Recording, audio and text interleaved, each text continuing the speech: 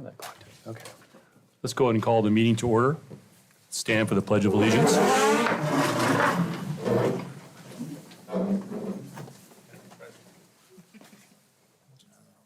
I pledge allegiance to the flag of the United States of America and to the republic for which it stands, one nation, under God, indivisible, with liberty and justice for all.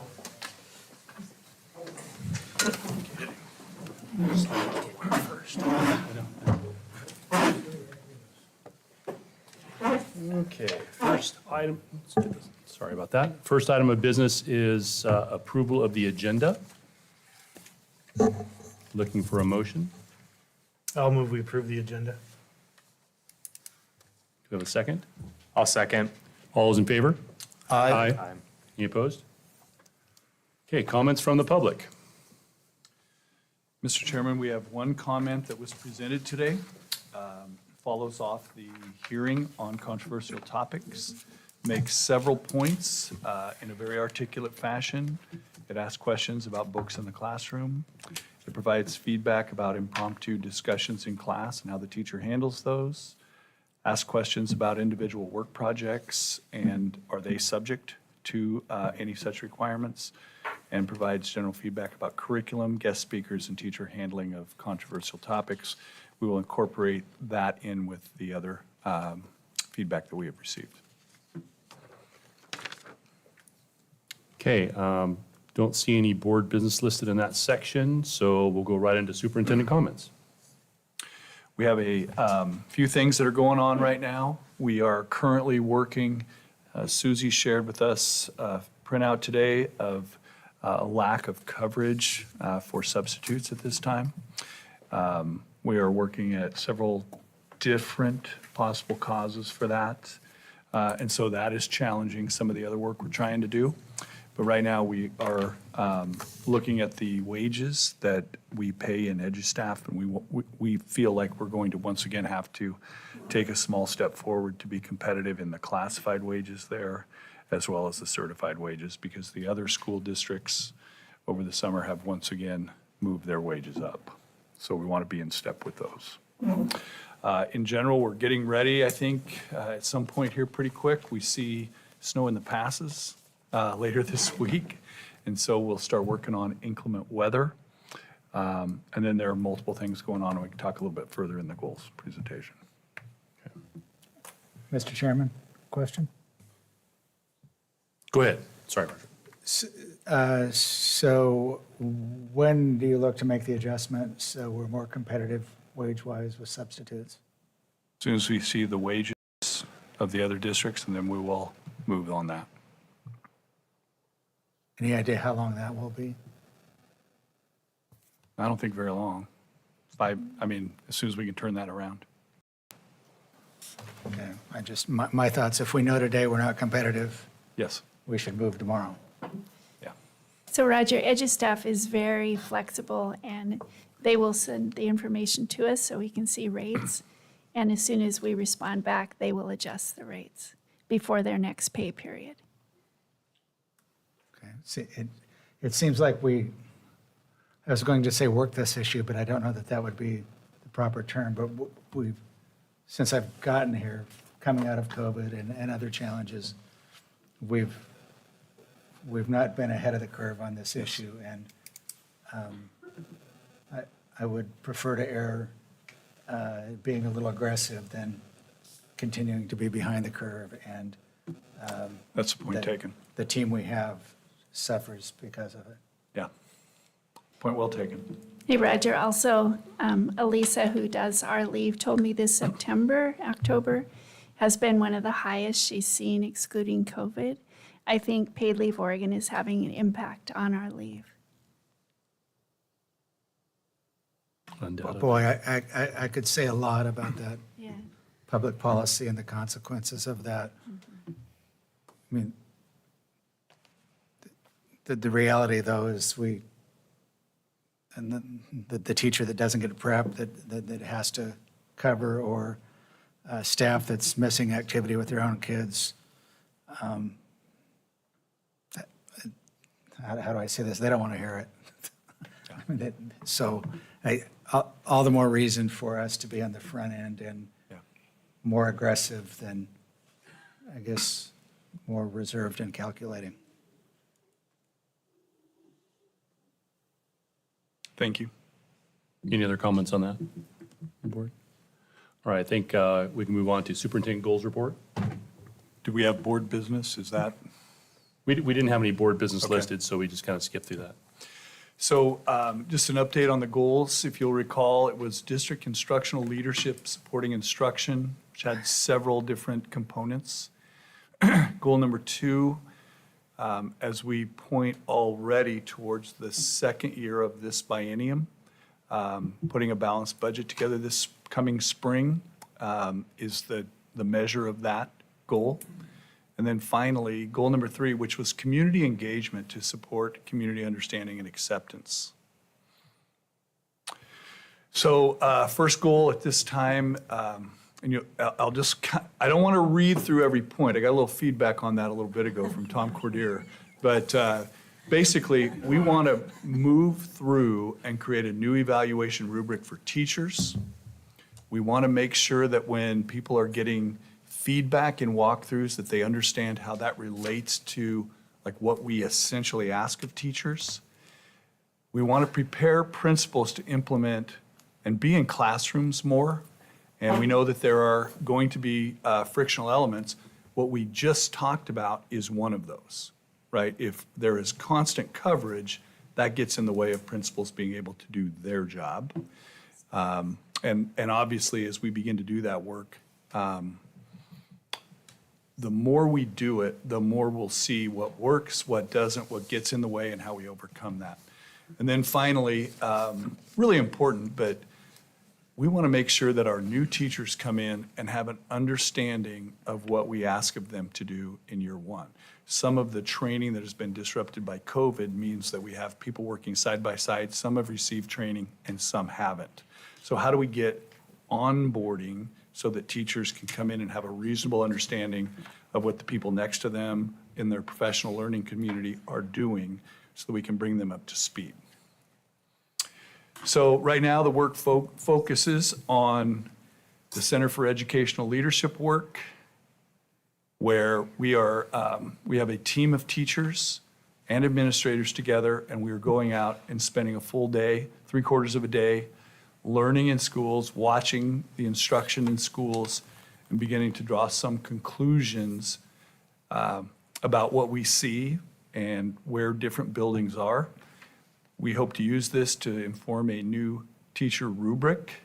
We want to make sure that what we develop will be teachers and administrators together to come up with something.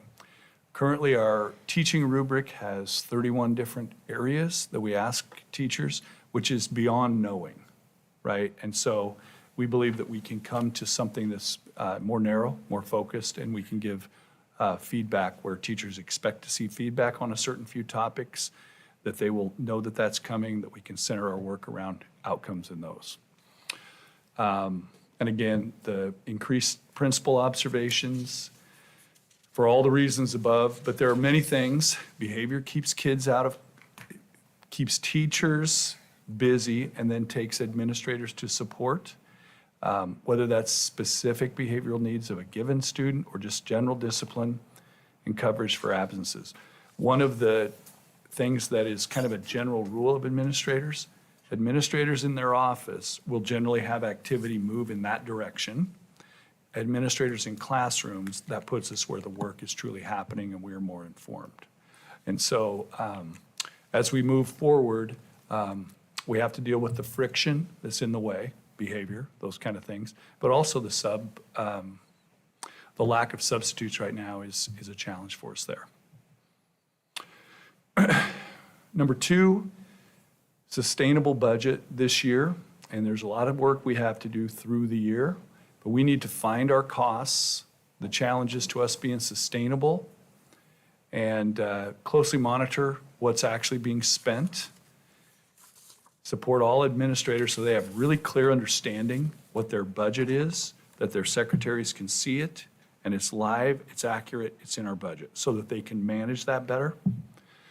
Tonight's topic is closely monitor enrollment, and we're still working to get an absolute clear picture. We'll take you through that here in the next couple of slides.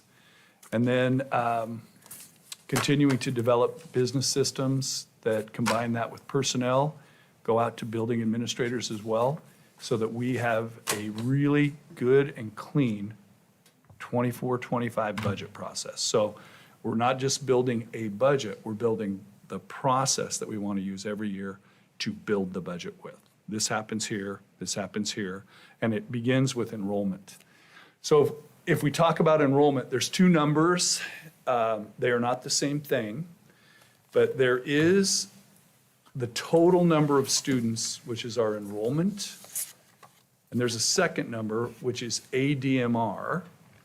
It's an adjustment downwards on that number by attendance or full enrollment. So some high school students may not be enrolled a full day to count. And I think it's what, 5 out of 7 or 6 out of 8 counts as full, Susie? We have 2 different schedules. And so what are the ways that we might lose a little bit from our total enrollment to what we're funded on? And that's the difference between enrollment and ADMR. So go back just for a second there. Jane is going to talk tonight about ADMR, and I'm going to show you enrollment versus the demographic projections from 2022. And you guys may remember getting this, new board members not, I can send it out to you. There's a couple things that are not accurate about the demographic projections, but there is one that is. We'll talk about that right here. On the next slide, there we go. So if you look at the top, you can see 2018. In 2018, what this company does, Portland State used to do it for the entire state. Now there are a couple spinoff companies of people that used to work at Portland State. But the first thing that they do is they look at actual live births from people who give the school district as their home address at the time of that birth. And so that gives us a live birth. And you can see up there, it's dark blue, but that number in 2018 was 844 live births. And if you look down just directly below that, you can see the year when they would come to kindergarten. And you can see 751. Just below that, you can see a percent, which is 89% projected for that year.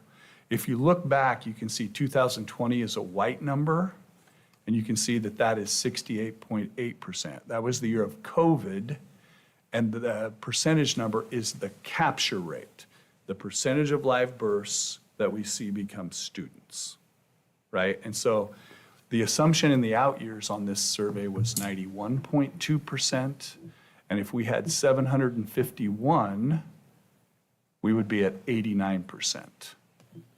Okay, you guys got that? Let's go to the next slide. So, and I'm talking a little bit about that capture rate.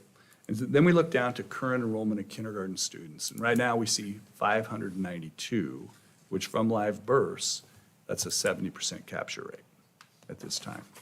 And so I think that there's work to do around just different perceptions of the public schools.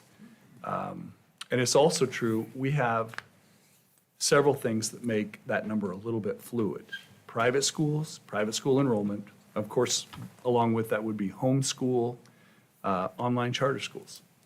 Transfers to other districts happen even in the first grade. Transfers from other districts into the district happen in the first grade. But all told, we have a capture rate which is not what is assumed in the long-term projections. And so the same thing is true. Total district enrollment, I'm about to show you a slide on this. We have right now about 9,009 students, approximately. And, no, I'm sorry, 9,034 students, but then the medium forecast line and the low forecast line, we are trending closer to the low forecast line rather than the medium. And these are just total student bodies, the numbers of students that we have. And so what happens is PSU used to be able to, they were very confident, I think in the 1980s, and they would give us one line. Now they give us three. One is the medium line, which is the orange line, which they say that's about optimal because above that you would be growing fast and your schools would be really crowded.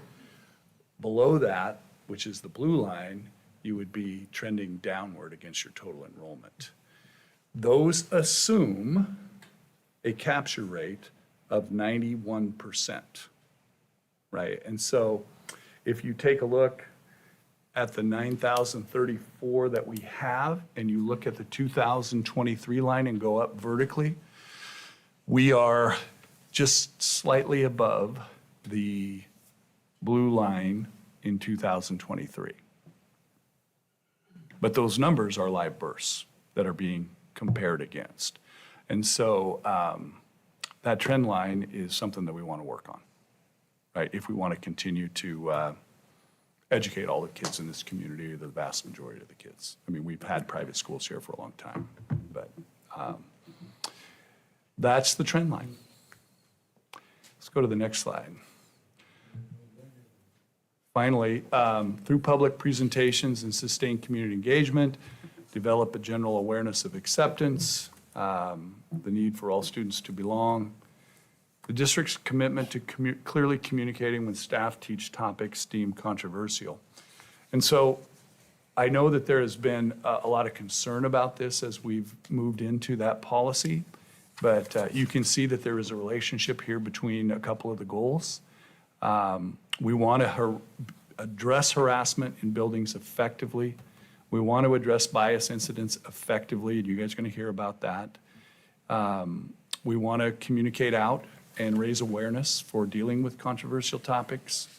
And of course, we want to introduce restorative practices. And we did hear from that in the listening comments, and I'll give you those comments here in just a minute. But restorative practices, most good teachers that we have all experienced have engaged in some form of restorative. And we just want to affirm again, this works hand in hand with a follow-through on discipline. It's how we bring the kid back after discipline. It's how we work on those aspects. And we want to make sure that we are effectively dealing with discipline. In terms of the policy that has been discussed and was at the board work session where we heard a lot of comments, we can go to the next slide. At the bottom there, we received 667 responses from the community in addition to the feedback at the listening session, in addition to the two articulate comments that we've since received at the board meetings through written submissions. We are currently working on the policy, and it's important that people understand that it's really the engagement. One of the things that had occurred was that there were teachers that did not know that there was a policy. And we also had not really addressed how we notice parents. We want to come through this having built a good policy that is fair to teachers and takes both parents' concerns and people who may be underserved and make sure that we put a policy together that is fair for all. I am reading from the ODE's challenge materials, guidance to districts. It says the following: parents and guardians are important partners in their child's education. ODE affirms their right to determine content that is not appropriate for the child and to request an exemption for their child from instructional activities that involve that content on the basis of their child's religious beliefs or disabilities. At the same time, we want to make sure that we're fair to teachers and not put them in an impossible situation. One of the commenters at the work session said this: even vaccines are controversial anymore. So how do we get through a minefield where teachers can all of a sudden find that, oh, I didn't know that was controversial? And so how do we set that up as well?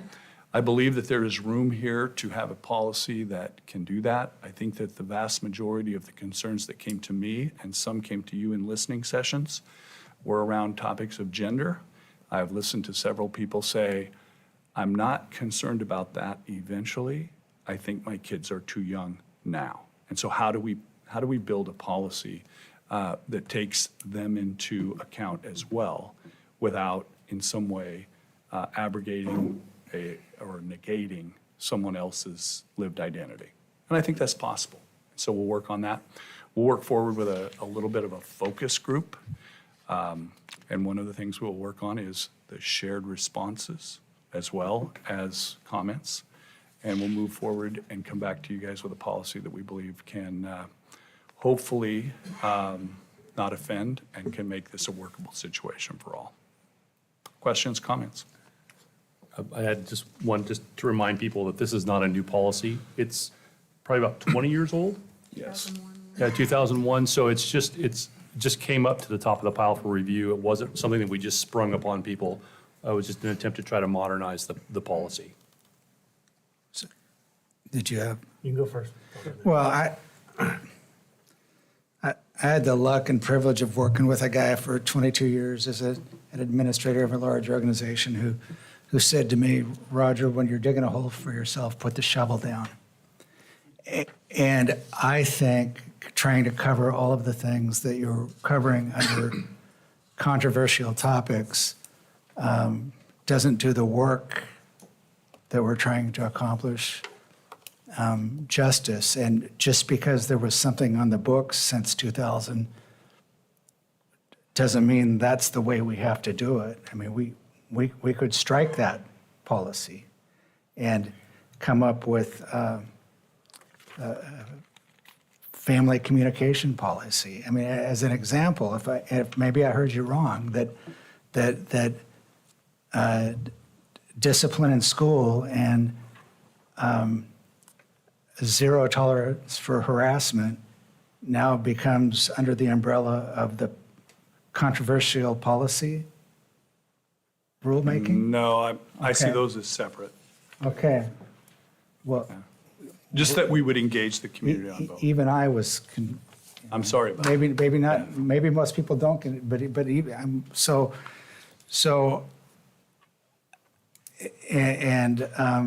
thank you, Mr. Chairman, for the clarification, because I've received many inquiries about what it is we were trying to accomplish here. And I describe it more as communication and process. And so I just hope you'll take a look at that and under what context it is we're approaching the various items that we need to address. And you're talking about even in controversial topics, just the naming of the policy for one. Right, because yes is the answer to that question. Yeah, so you talked a little bit about the enrollment. Is that this enrollment numbers here? Are you going to come back to these later? Or is now the time to ask about these? We'll move on into ADMR in a little bit. That's on the Jay. agenda? Yeah. I just couldn't find it. Okay. Then I'll- I had excuse me. I had a quick question. You mentioned a focus group. Is that going to be of parents? Is that going to be of staff? Is that going to be of We what does probably that look include like? parents, staff, and if we can winnow it out, a couple of parents who may have responded to the survey, so that it would be a collection of the different stakeholders. And then you guys would see it as well before it would go to the board. Thank you. I do have two other things. We had a listening session tonight. We had two commenters. Mr. Dick Olson commented about Central Schools. He sees it as a real important factor in the downtown neighborhood and specifically his own neighborhood. He noted that his property value has increased. But essentially, the message was he would like to see Central as a K-5 school and not a 3-5 partnered with Chiquina as a K-2. And he encourages the district to look at that. Mr. Cordier also commented tonight. He had comments about the behavior update. He takes issue with the term restorative justice, and then spoke as well about student test results and he thought he saw a lot of policy and not a lot of focus on those results. He has asked us to think about our mission statement, and finally, and also not only the mission statement that we care about student outcomes, and then also made a comment about our board agenda having a lot of stuff, but not about that. And then asked for clarification when we would have a listening session listening session that it would be on the agenda. And I believe it may be, Tom, it's just not at the top. And then finally, we have a bunch of policy and administrative regulations. Just in general, just to remind the board, there are 3 ways that we can get a change in policy. When the legislature's done, we will get a bunch of policies. In fact, we're working towards that right now, that we will pass on to you. The school board can initiate a request for an examination of policy. District staff may also say, hey, this is a policy that needs to be updated. So right now, we have a backlog of policy. We also have some policies that were dropped as a process when we updated our policies here a couple years ago. We have some policies that we need to bring back, I think, into being, the complaint process being one of them. That's a summary, Tom. Thanks. I'm done. Oh, you reckon? Okay, so we have board member reports. Who wants to go first? I can go Ryan? first. Yeah, Sure. Ryan, go. So I get to go out and have lunch at North Albany Middle School, which is a great experience. I was, first of all, the nachos were delicious. I was impressed with how good the nachos were. I could eat that for lunch every day now. And the cafeteria was so quiet. We were there for 7th and 8th grade lunch, and I was amazed. I spent some time in middle schools and cafeterias, and I was shocked at the noise level and how low it was. So I don't know what to attribute that to, but that was impressive and, really organized cafeteria. So really good experience. And then I also got to go out to Meadow Ridge, and I hadn't been to Meadow Ridge opened after I left the district, so I actually haven't been to Meadow Ridge as an operational school before. So it's cool to go see that building. They're doing some really cool stuff with parent involvement, trying to get the community engaged. But the other thing it made me think of is how different it looks than all of our other schools in terms of size. It's just so much bigger than all of our elementary schools, except for, I guess, Timber Ridge, depending on how you qualify that. And it got me thinking a little bit about the way we staff schools, and I'm thinking of a Meadow Ridge and a Tangent, right? And they're clearly 2 very different buildings with very different needs. And I just hope we have a flexible staffing model, and so that we take into account that while you get some economies of scale with large school, you also have the opposite of economies of scale. You have diminishing returns with a really large building, and vice versa too. So I just sort of reinforce the difference in sort of the extreme ends of our district in terms of school size and the different challenges that principals and teachers are facing in those situations. But otherwise, a really cool looking building, good to see how they're using the space, and that was a lot of fun. Just want to keep the issue in front of us of 3rd grade reading and a goal to get to 100% on that. And I know everybody's busy, but I think last board meeting, we talked about getting some elementary school teachers together and talk about how we're doing and how we might achieve that. So let's keep that as a target. Sean?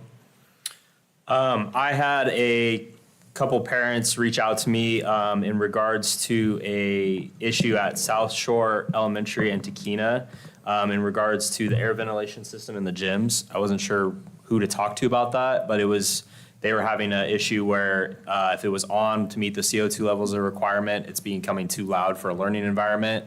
So I just wasn't sure who to bring that up to, and this is for bringing concerns or getting information. So I'd like some more information about that, please. Mr. Bullen, you want to talk a little bit about that? Mr. Bullen's been on that, Okay. along with Susie as well. It'd probably be better if I could delay it to the next meeting, getting all my reports. We brought in SAFE and OSHA to assess that for us. I have a meeting tomorrow with SAFE to get their final report. OSHA's got a preliminary report to me, but I can present on that in next coming board meetings, for sure. Fantastic, thank you. I will say briefly that we were underneath the thresholds in both reports for noise conservation, and our air quality was excellent. I Go ahead, I'm sorry. I was done. So I have follow-up questions, and the first would be, would the same apply to Oak? Was there something different that happened at Chiquina and South Shore? No, those are 3 sister gyms, so that we did the same assessment at Oak as well. So was there something new that happened at those 3 schools that, Wouldn't say new, those 3 systems are within the inside of the gym. So they're not on top of the building, the heating and ventilation systems are within the gym. These systems were turned off at certain times last year, turned back on at the start of the school, which brought up the issue this school year. It's probably why you didn't hear about it last year. so has anything changed since 1976? Or are those operating as designed in 1976? They've had some modifications to them, and I can bring that to you. There've been some updates on controls, but the first thing we did was to make sure they were operating correctly as they were supposed to, yes. And I'm sorry, it wasn't 76, I think it was 72. I was Yes, they're old. in the 6th grade, not the 10th. Okay. Pete, go ahead. I'd just like to, I went with Andy and Ryan to North Albany, and I'd like to commend them. That, like you said, the lunch and the kids were really well behaved, and it was a really pleasant experience, so that was a very positive thing. Ryan and I are going to go visit Memorial into this week, which will be good. That's all I got. Okay, and today before our listening session, I had the pleasure of taking a tour of our wonderful transportation facility. I'm jealous, I must admit. It's a fantastic facility. Cindy Moran took us around, showed us the offices and whatever, the shop facility.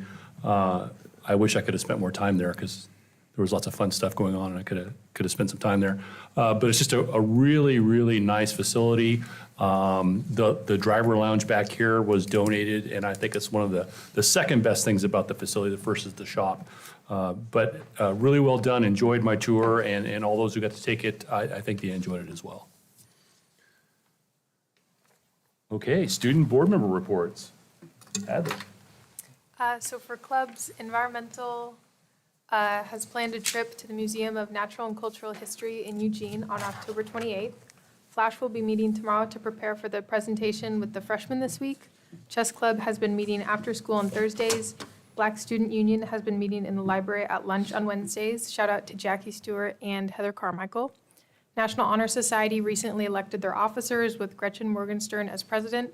Induction into NHS will be on November 28th. Youth and Government, Latin Club, ASL Club, Latin X Club, Model UN, and Philosophy are other clubs that have regular meetings. Football won against Crescent Valley on the 12th and played against Silverton on the 20th. That game was also senior night, so we recognized 16 senior football players and 14 senior cheerleaders. At halftime, there was our homecoming court coronation. Before the game on Friday, a big tailgate was held in front of the school with food and drinks for $1.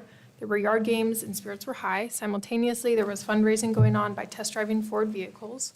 Volleyball had their senior night against South on October 11th and most recently won against McKay on the 19th. Water polo girls won the South Salem tournament this past weekend, and boys placed fourth in the silver division at the DeLong tournament in Modesto, California. Senior night is tomorrow at 4. And girls basketball tryouts are happening soon on November 13th and 14th, I believe. There was a pep assembly on Friday the 20th. We did a class competition of Hungry Hungry Hippos, a sing-along, learned a new chant, and promoted the football game that night. West had a college night aimed at seniors to be able to come with their families to ask questions about anything college-related, and as a follow-up, there are free Road to College masterclasses available. West Albany's production of Little Women will be showing on Thursday the 2nd at 7, Friday the 3rd at 7, Saturday the 4th at 2 and 7, and tickets are $5 at the door. There will only be 100 tickets per show, so make sure you get there to support our students. The homecoming court coronation was last Friday the 20th. Lily Pena was crowned homecoming queen. As the previous year's homecoming queen was unable to attend and crown this year's queen, Mrs. Osborne did the honor, and it was a very sweet moment. Everyone on the court looked so beautiful, and everyone was really supportive. Our food drive starts on November 1st, and I am very excited to see all the food West provides for students for students' families. And lastly, a student at West is in the process of getting students to apply for free or reduced lunch. There will be a slide in the presentation for freshmen about the application. And they are also in the process of making posters with the QR code. The main purpose is to get as many students to apply as possible, regardless if they think they're eligible. From what I know, if a student is eligible for free or reduced lunch at West, they also qualify to take the SAT for free. I think that this is an amazing movement, and I'm pleased to see some action being taken at West. Awesome. And we don't have any community, or school presentations tonight, so we go to the consent agenda. First up is personnel licensed. And I'm seeking a motion on that. I'll move to approve personal license as presented. I'll second. All those in favor? Aye. All opposed? Moving on to personnel classified, same thing, looking for a motion. I'll move to approve personnel classified as presented. Second. All those in favor? Aye. All opposed? I3, minutes from the regular board meeting. Looking for a motion on that one, too. Move approval as presented. Second. All those in favor? Any opposed? MOU, we have a memorandum of understanding. Do we want to give a little bit of an explanation on this before we go? Turn this over to Jane. What's that? So yeah, I would appreciate it. You appreciate it? Okay, yeah, great. So the MOU does two things. It will change the district payroll date from the last day of the month to the 25th. And this is a benefit to our payroll team so that we can process taxes and all of the other accounts payables in the same month as payroll. The second thing that it does is the balance of contract payments, when employees choose to have their checks spread over 12 months, the July and August payments will be paid in June. So there'll be 3 direct deposits in June. That will allow us to finish out our grants at the end of the fiscal year, have all of our expenses tied up in a bow, and I'm really thankful that we have the support of both unions for this change. Did the unions take a vote on this, or did the leadership just make the decision? The union leadership changed this. I'm not sure what communication they had amongst their team. It was a large part of classified bargaining. When I was there, they talked about this significantly and all kind of came to a conclusion that this was the best way to go. Okay. And it makes a lot of sense. And one of the other things that happens in this is if people choose to get paper checks, Jane will actually print them and hold them and then can have it, but that way it allows the whole year to be closed out. So it was really an eloquent solution to kind of a messy problem. Yeah, I mean, but it is a little disruptive to teachers that are used to getting direct deposit in July and August. And they're not going to. Only those that choose, I could see your point. If instead of having it Which is spread out, they probably get it all at most one of them, I time. would guess. What percentage you get the 12-month direct deposits? It is a large percentage. Right. So one of the things, Ryan, we did hear was that this has been done in the past. Yeah, and it got undone, exactly. Yeah. That's kind of my point. Right, so, and then, yeah, I guess I'm just, keep getting feedback that there's maybe a disconnect between bargaining tables and the associations at large, and I'm concerned that if that keeps happening, and I'm pretty sure there wasn't a larger vote on this issue, so we're signing off on a memorandum of understanding from leadership, but the rank and file didn't weigh in on it. I guess I'm a little concerned about that, but maybe, I don't know, maybe I shouldn't be. So part of the district's commitment is to communicate with all licensed, all classified, that they have the option to have the paper check in July and August, and we will hold that for them. Right, I hear that. Yeah. I have a question. Not everybody's home in July getting their mail, maybe, I don't know. Go ahead. So what's our contract with them say? With the In regards- classified or the certified? With the teachers in regards to this matter? The MOU modifies what the contract says. So currently, it does not specify the pay date. It says prior to the last day of the month, on or prior to. So we're modifying a contract that we're not even sure we agree exists without a vote from all the association members, is what I'm hearing, right? No, we've reviewed the contract with both of the union members, and like Brad said, it's It's been a discussion over 2 or 3 months Okay. with them The classified, for sure. and the license. Okay. I'm not an attorney, but I spent 5 years in a contract dispute. So having said that, we have a contract. The school board approved a contract, I think it was in June of '21. Yes. The union ratified the contract in May or June of '21. Both sides have been acting as if there was that contract in place since that period of time. It's a contract. I guess the dispute would come because the superintendent and whoever represented the union didn't sign the signature page. That is an administrative task and doesn't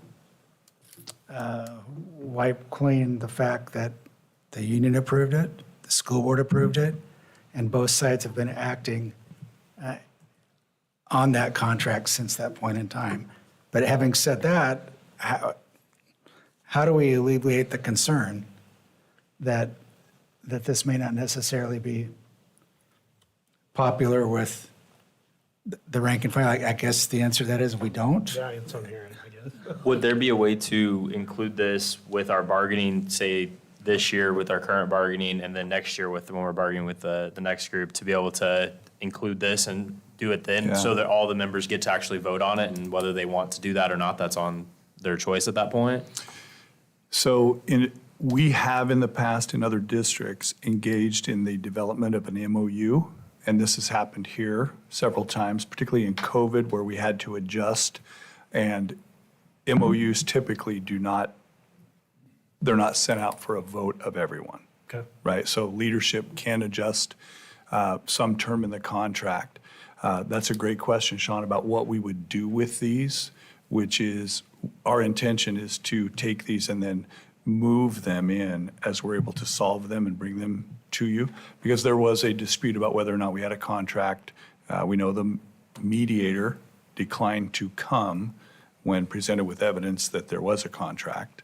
And so we did meet with the union and reach the conclusion that we can still accomplish things in the interim that can improve the district, because otherwise we would be just waiting until bargaining next spring, and then we would have a backlog. We also have a backlog of MOUs that we would like to begin to put into the contract if they're permanent, if we intend them to be permanent, and we would hope that we would do this as well.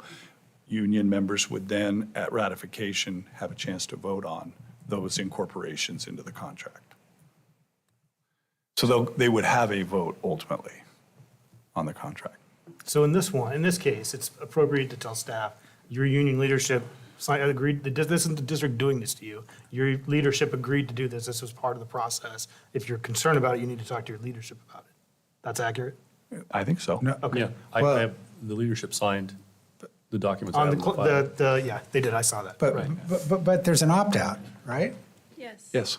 Yeah. You cannot do what currently you get direct deposit in July and August. That is not an option. And then after this MOU so it does change no matter what. For people, for most of our teachers who are getting direct deposits in the summer, they will no longer have that option. Which, you're right, paper check versus direct deposit, maybe not a big deal. But Or it's a get change. it all up front. Yeah, or get it all front. But either way, they can't get it done the way they've been getting it done. It is a slight adjustment, yes. Yeah, whether it's a big deal or not, it's not really the point. Well- It's just different.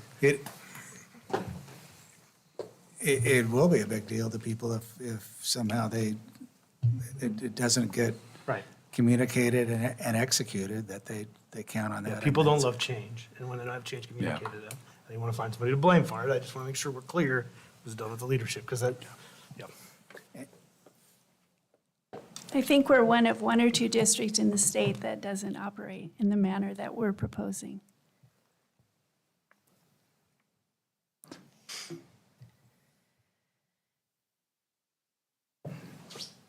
Any further discussion on this? Just that I think that the discussion, and included in the minutes, that reflects that we're just trying to do right by people, and if there's pushback or unforeseen consequences, we'd like to know about it and we'd like to address it. Any further discussion? We are seeking a motion, gentlemen.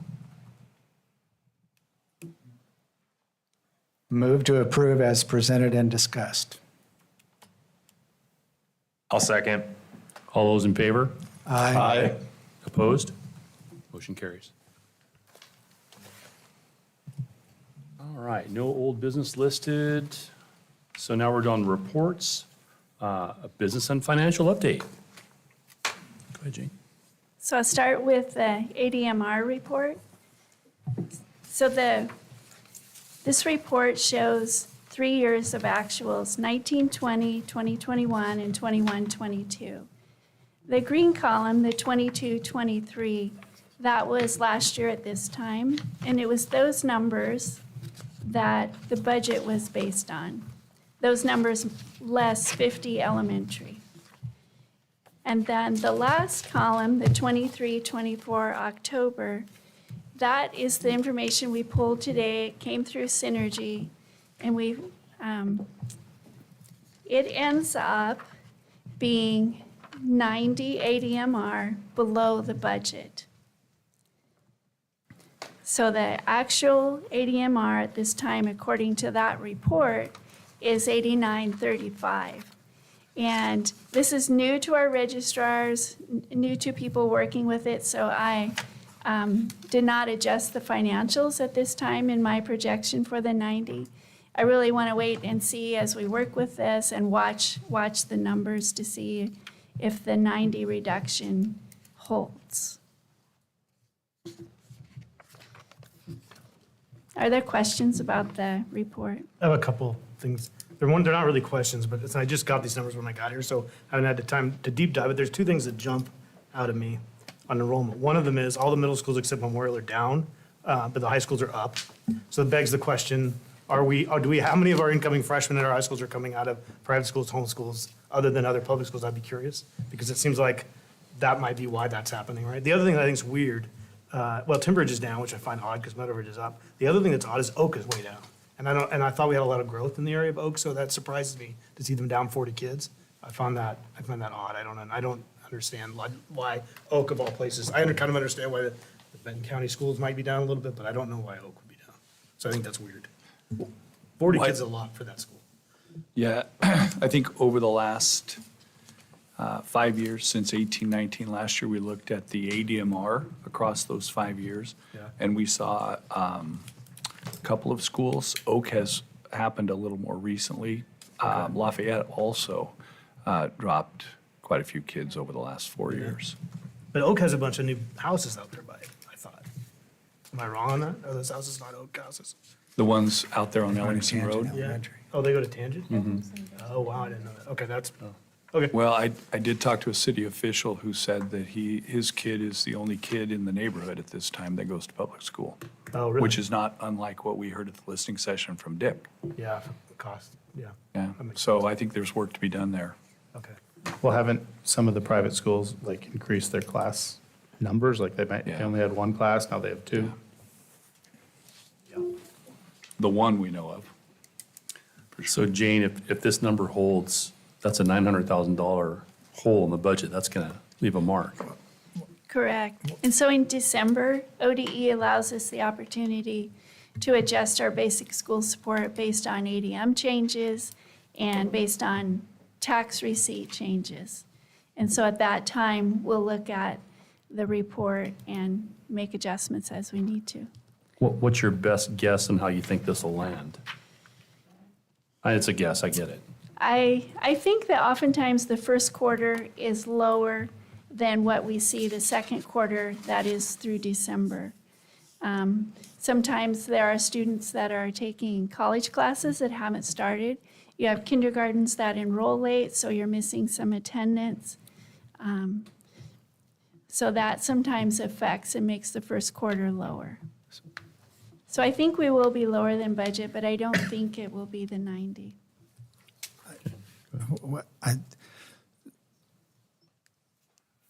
So the legislature allocates money. there's property tax money. And if we're down on a percentage basis 2%, let's just call it 2%. But statewide, if everybody else is down 2% as well, we don't lose a nickel. It does get redistributed, and if we're down statewide, then the dollar amount per ADMR will increase. Right now, that's right around 10,000. So do we have a sense on what's happening in other districts? I mean, the being down 2%, I think we were down 2% last year, and we actually beat the trend, if you will, statewide. I think that trend, particularly in the big districts, is similar to us, which is where the vast majority of the kids are, Roger. And the vast majority of the money is. Yes. Is the top table at AOL? Yes.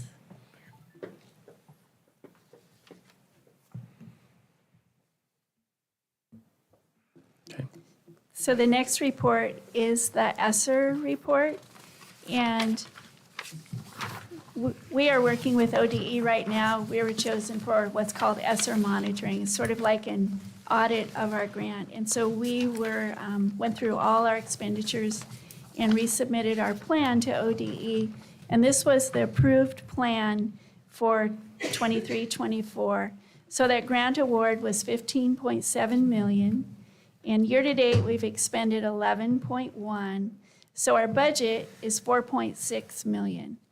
And the 1.6 we have designated for technology.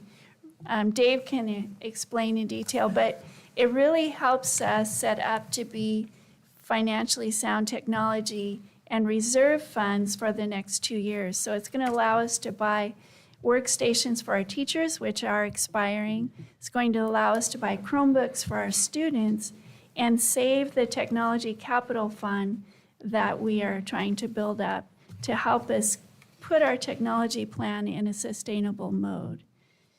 And then the capital projects that you see, that's what's projected, numbers that, working with HMK, that we think close out those projects.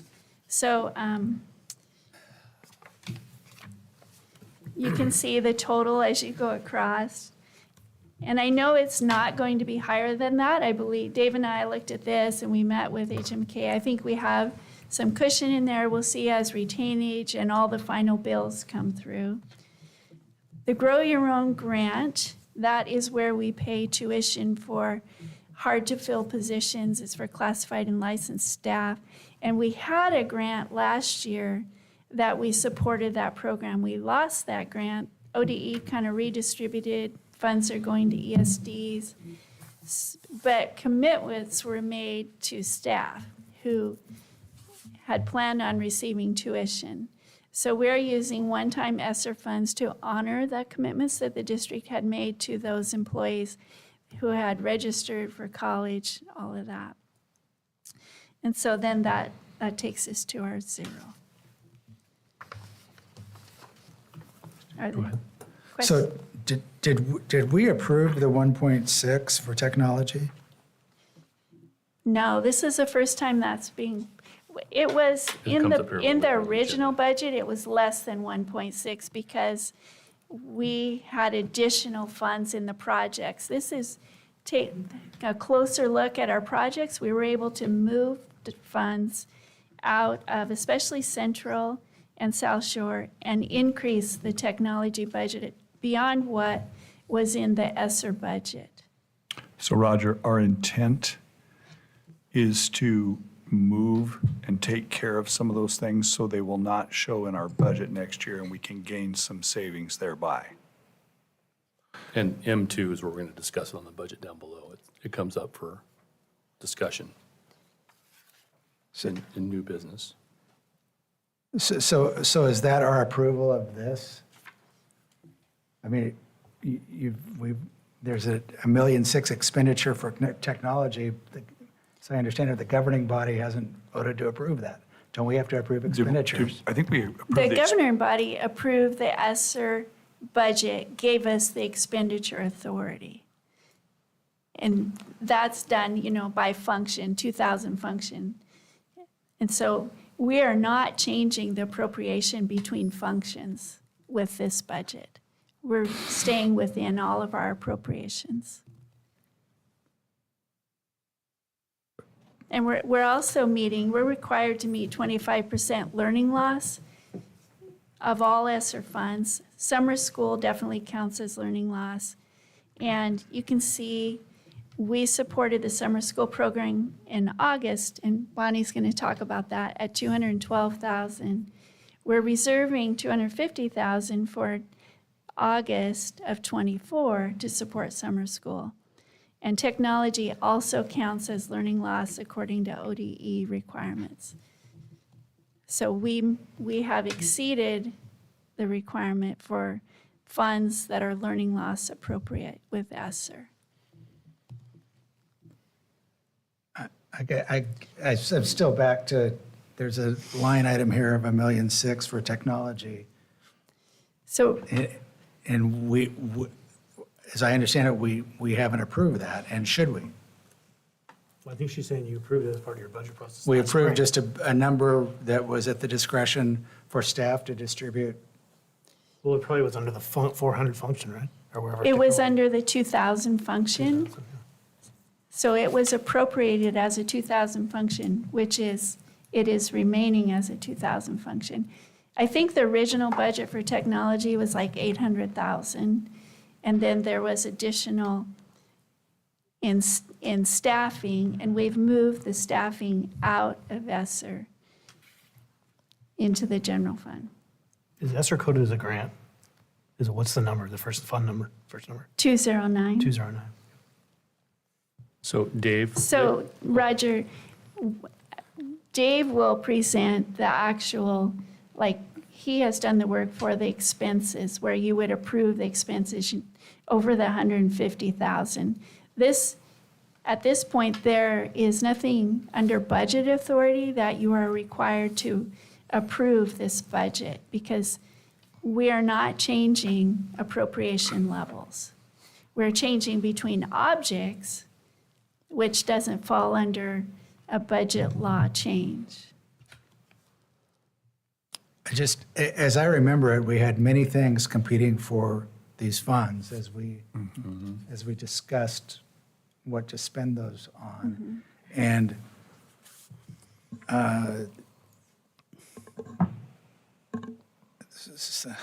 well, I'll just stop. I'll wait for the presentation. Well, So Dave, on your presentation, are you telling us where that 1.6 is going to go, or is it additional on top of the 1.6? No, I'll be showing you where that 1.6 will be spent, Okay, thank you. or asking for your approval of where it's spent.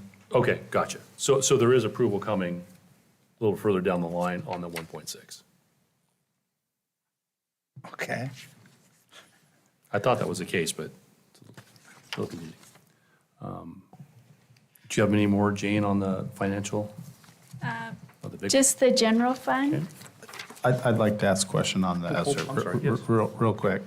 So one of the things I know we've talked about in the past that we kind of get worried about is the idea that we have gotten grants from the state or somewhere, and then that starts a program and it starts a funding source for us, and then all of a sudden we lose them, right? Then all of a sudden we have to pick that money out of somewhere else. That's kind of scary, to us who are looking at the dollars and cents. I mean, obviously, we love it when we get grants, but we also need to think ahead. So when we lose that grant, how are we going to deal with that? And sometimes, at least some of the grants I've seen and what we've done with that money, it scares me that we set ourselves up in a bad spot. I mean, the Grow Your Own grants, that's great. I think that's a great program. I think it's fantastic that we find talent within our own district and we, train them up to be better. But this is a perfect example of all of a sudden that went away, and now we got to come up with that money somewhere else. I'm a big believer in that program. I honestly would like us to keep doing it, not stop it this year. But it's scary that we get in the business of taking a grant and then setting up a cost that we can't commit to. And we have done that in the past, and that is a scary thought to me. That's all I want to say. So just a reminder to you guys that what Jane is proposing we know that ESSER came to us in response to COVID. Right. We know that it is a one-time fund. There is no chance to renew it, but it is still forward-thinking because what we are trying to do is move these costs, particularly in technology, out of the general fund because we heard enrollment, right? And what we are trying to do is create some room for 24, 25 cost increases. We are going to bargain. And this is able to take some of those things out for that year. And Right? So that's a forward-thinking. I'm good with all that. I'm just saying, I know we've taken funds, grants for other programs other than this Grow Your Own. We've hired employees, we've brought people on board, and then those grants go away, and then that has to go to our general fund. Yes. That's what I'm making a statement of, and so we can't do that unless we think ahead of it. And I think we haven't always done that. I'm not saying that was done in the last year or say, I'm just saying that's happened and that ties our hands in the future. So I'm just publicly saying that and wanting to, and we've talked about that before. That's a fair point. So can I? Sure. Yeah.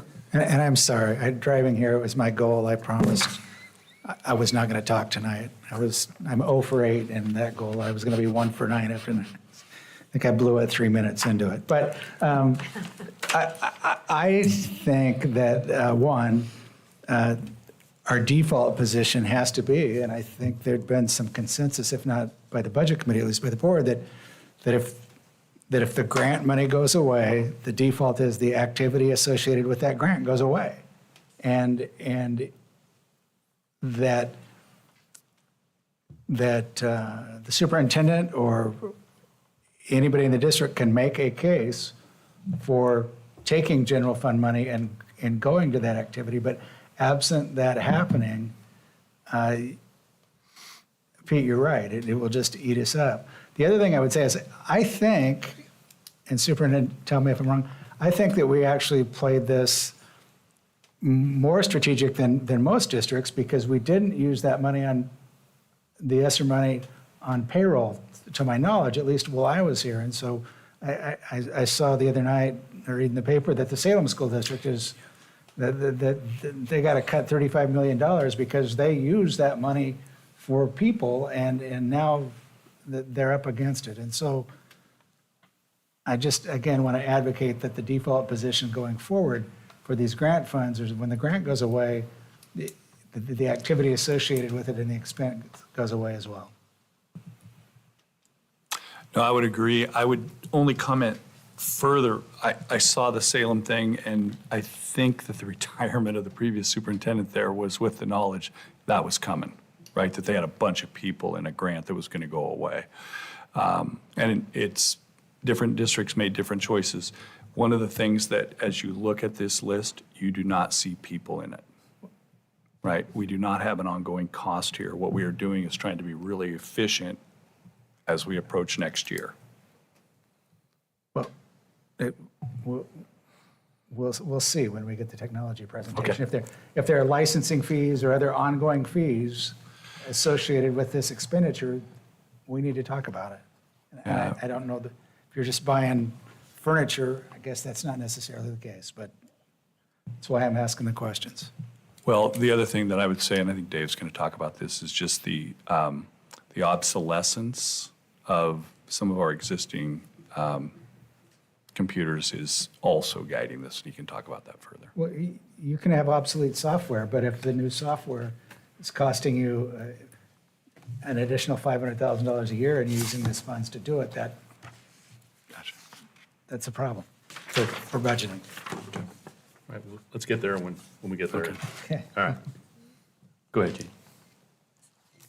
Whoops. Oh, Thank you. So on this report, the first 3 months are actuals. And you can see, thank you, that property tax are listed according to budget. And then investment earnings, because we had claimed all of our grants, the investment earnings for those months are higher than budgeted. And so we had budgeted $750,000 for interest earnings, and the projection now is $900,000. So I like that because that doesn't offset against basic school support. That just helps support the general fund.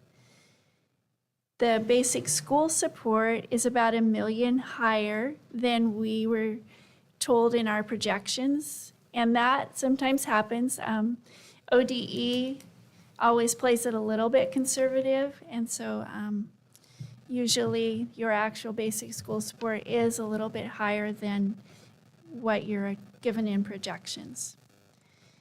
And then underneath the school support fund line, you see negative $500,000. That's my projection for the May 24 adjustment. And it's vague and it will change as I learn more. And remember, that's an adjustment for prior years, tax receipts, prior years, ADM, those different components. And the last big change on the revenue, I had budgeted 15 million beginning fund balance. As we are finalizing 2022, 23, and working on our audit process, we're still finding a few things, and there were contracts came through I didn't know about. Sub costs came through higher than I had anticipated, and so I think it's going to be around 13.5 instead of 15 million. And so then the total revenue with all those changes is projected to be around 127 million. The budget was 127,351.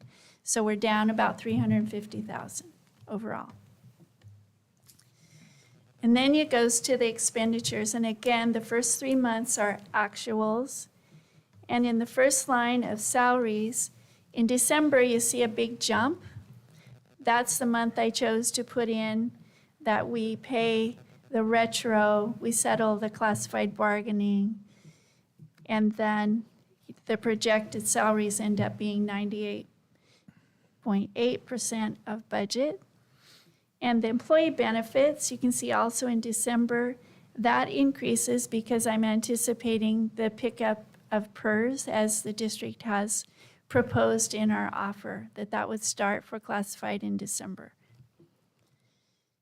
And so then that was not budgeted as a benefit, so that causes the benefits to be at 99%.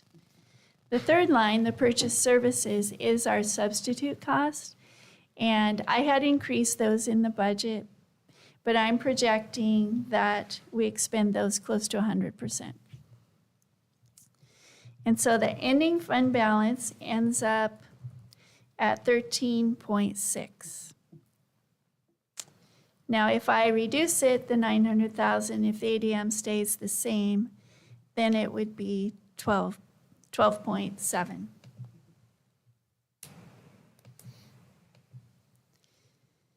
Any questions? I got a couple. But if you're doing 3 paychecks in June, how come it doubles, it doesn't triple? Because we do have employees that start in July. Okay. So admin is not in there probably, okay. Correct. And then if purchase services is sub costs, that seems strange. That seems awfully high in June there for subs. There are other contracts in there okay. also. Okay. It's everything that's a contracted Gotcha. service. Good. So Jane, where under revenues, is gross receipts tax broken out of this somewhere? It's that top line, property tax line across. Are you talking about the SIA, the cat tax?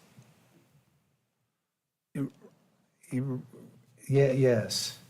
So that's not a general fund? That's No, an- that is Fund 255. That's our grant. That's a grant, but we get it every year, and it's locked in, and so. I could bring you a report on that, should show do you that. what is in that grant. Why So are the- we? Why is it a grant? and not just a line item on our revenue. I know it's not general fund, and there's some requirements with how we spend that, but It was something the legislature wanted it to be part of, come to districts as a grant, because then they can attach different reporting requirements. So it creates more paperwork. Yeah.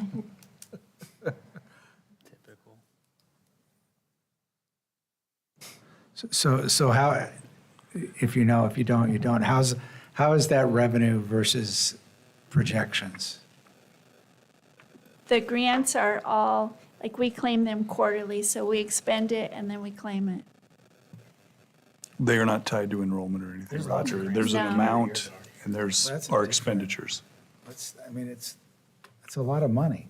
And it was supposed to go to the classroom for education, at least it was sold as that. And- Yeah. And it's prescribed what we can expend it on. We can share the list of expenses with you as well. Yeah, I think we'd be interested in Okay. seeing that. We can do that.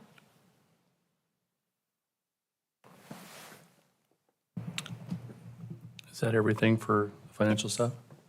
Okay, I guess we move on to K2 summer school. This time, I'd like to introduce Bonnie Dietrich and Stafford Boyd, talk about summer programs. Welcome. Thanks for coming, Bonnie.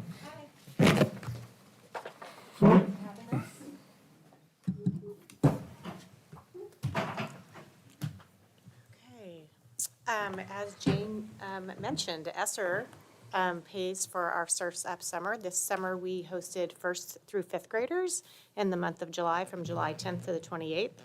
And ESSER also paid for our middle school transition program that occurred August 14th through 17th.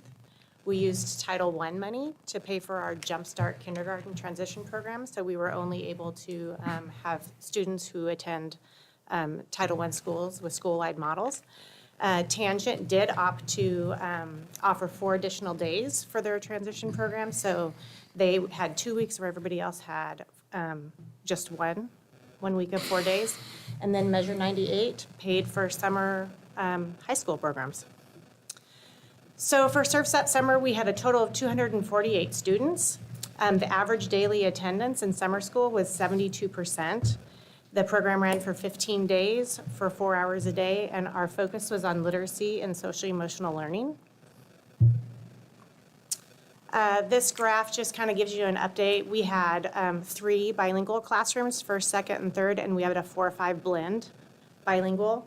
And then we had first grade 4 rooms, second grade 5 rooms, third grade 4, fourth grade 3 rooms, and fifth grade 3 rooms. The average class size for these classrooms across the 248 students was 10.8. That slide was updated from the report that you previously received in your board packet. Just staffing for you knowledge, each of the classrooms had 1 teacher and 1 classified support staff with them for the duration of the 4 hours. So much of the budget for summer school was for staffing. We also had some deans. Marcy Beltran from South Shore was the administrator at the program. And then we had some behavior support staff who supported student behavior, and an office manager and another office staff to help with parent phone calls and such. This is an example of the daily schedule. So you can see every day student came in and they had morning routines. Those are like morning welcoming routines, check-ins. They did social emotional learning for about 15 minutes. Haggerty and ECRI are foundational reading skills programs. So Haggerty focuses on phonemic awareness and ECRI focuses more on phonics. They also had some whole group English language arts, small group English language arts, writing. And then Lexia is a smart reading program where students log in and it responds to them for reading at their instructional level. They each had recess, lunch, and then teachers had some autonomy on what they decided they want to teach for enrichment at each grade level.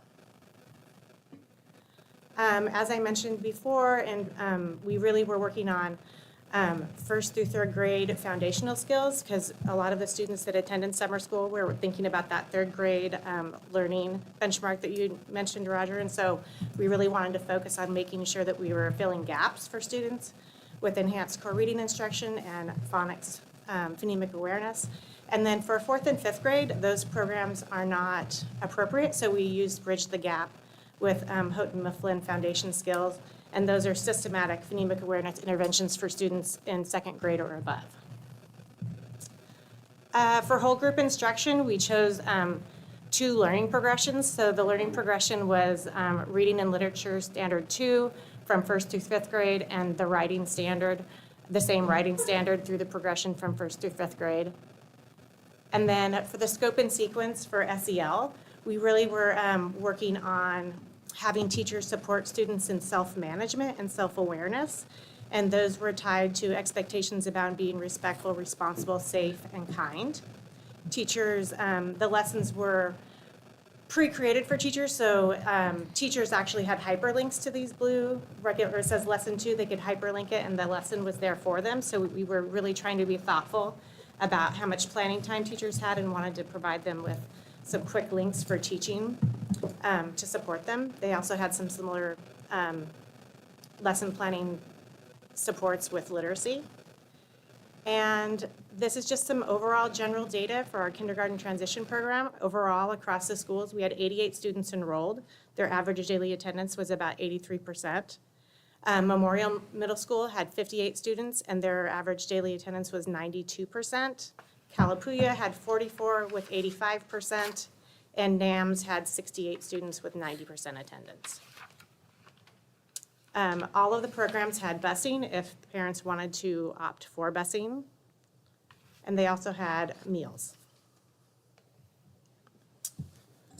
All right, so I'm going to first want to acknowledge, need to refresh that slide there, Bonnie. Acknowledge that the high school data that you're going to see here was not in the original packet presented to you. That's because we wanted to make sure we had the most accurate and updated information. It will be all in the updated packet that Chris does update later this week. And so, like Bonnie mentioned at the start, we funded high school summer programs this year through our Measure 98 High School Success Grant Funds. The past several years, through relief funds, federal and state, we've been able to fund programs. Those were not available, so we wanted to ensure that we were continuing to provide these opportunities in the summer for our students. And generally, the opportunities in summer for high school students come in 3 types.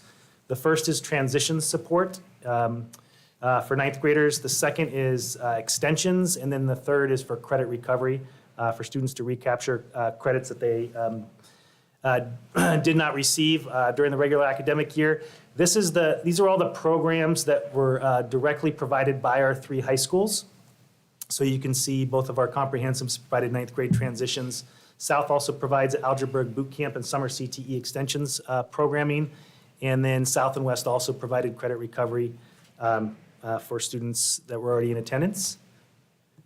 This is just really a high-level summary.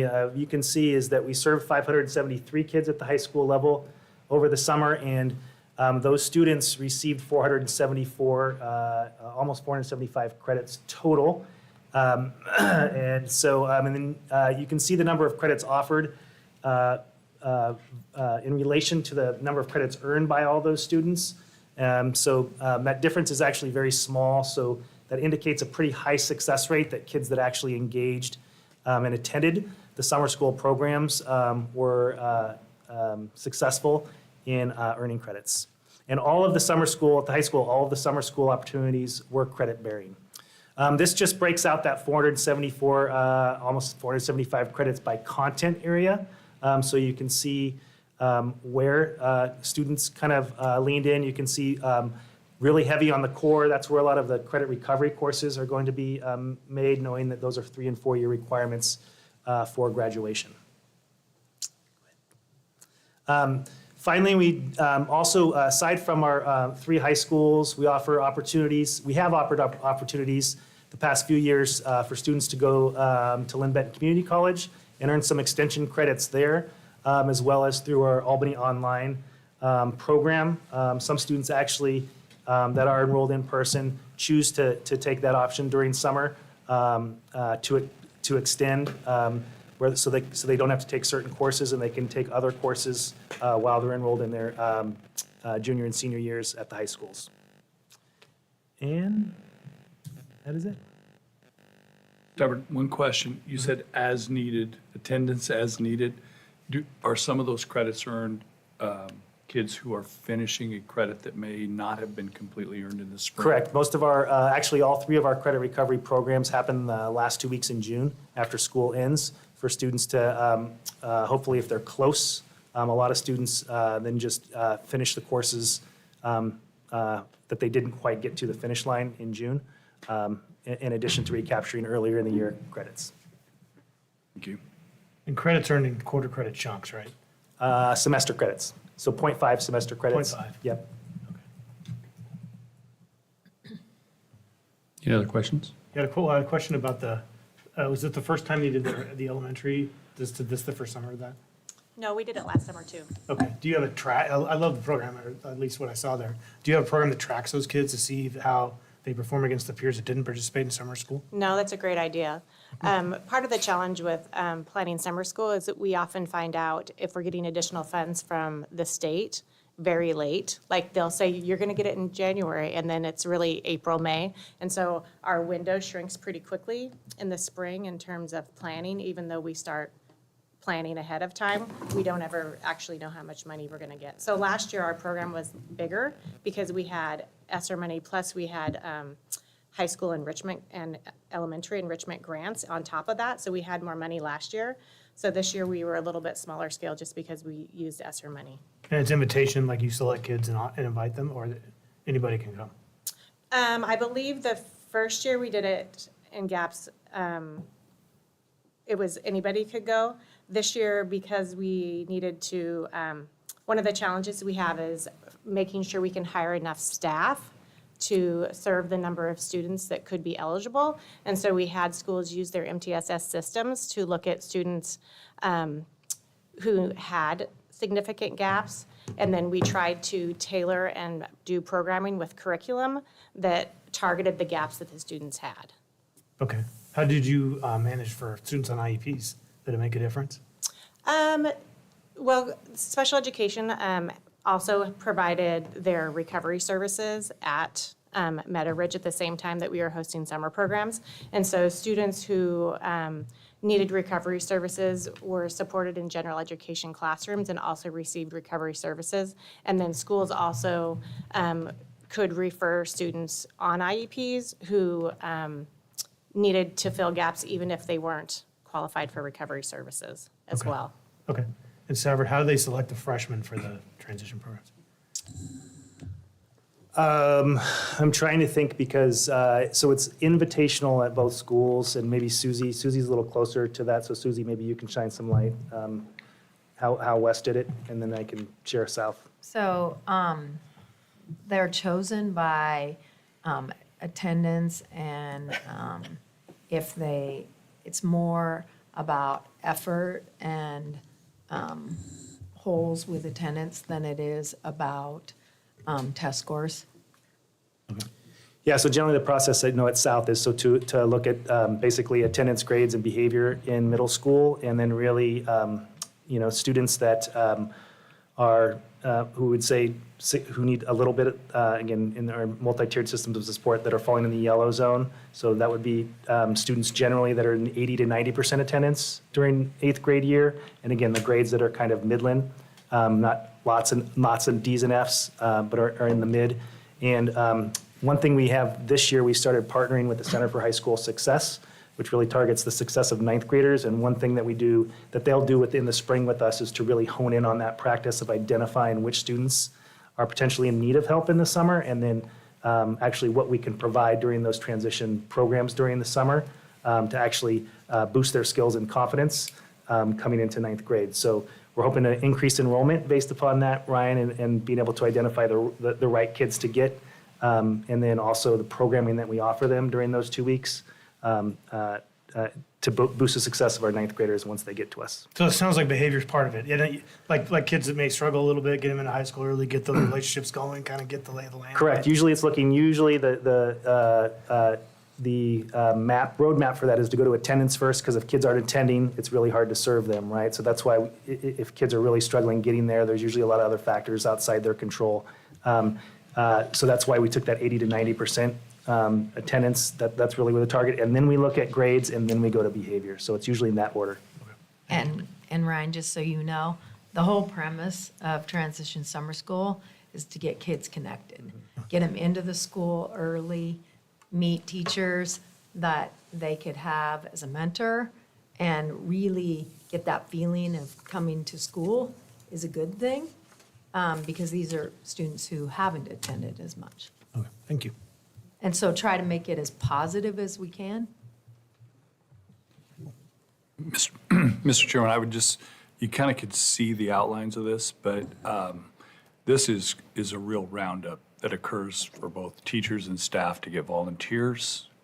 This is a voluntary thing, and I just commend the work that they do, the high schools as well, but the work that these guys do to put it, to build it, often with really late notice. And that organization that you saw on the chart, I think that's just outstanding.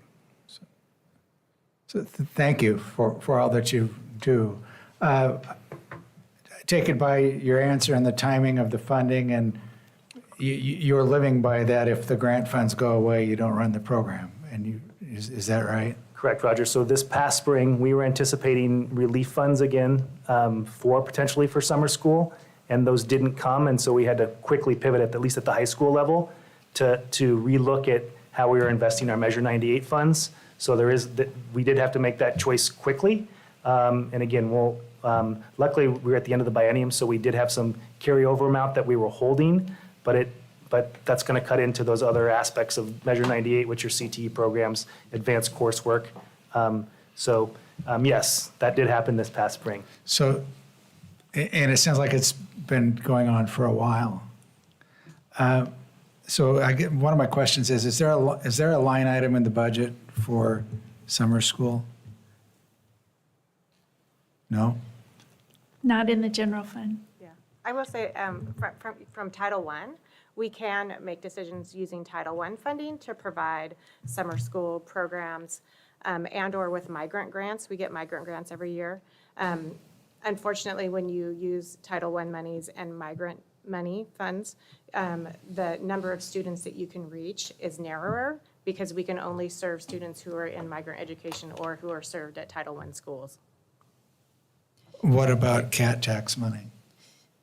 That's what we are looking at, Roger. We're evaluating everything that's in the SIA grant going forward in our budget process. Because the priorities that are established for the SIA grant, summer school fits perfectly. Similarly for Measure 98, Roger, so we'll start to annually put that in our Measure 98 budget. And you generally are able to pull it off, you're right? And so it might make sense that we get a year ahead of this thing.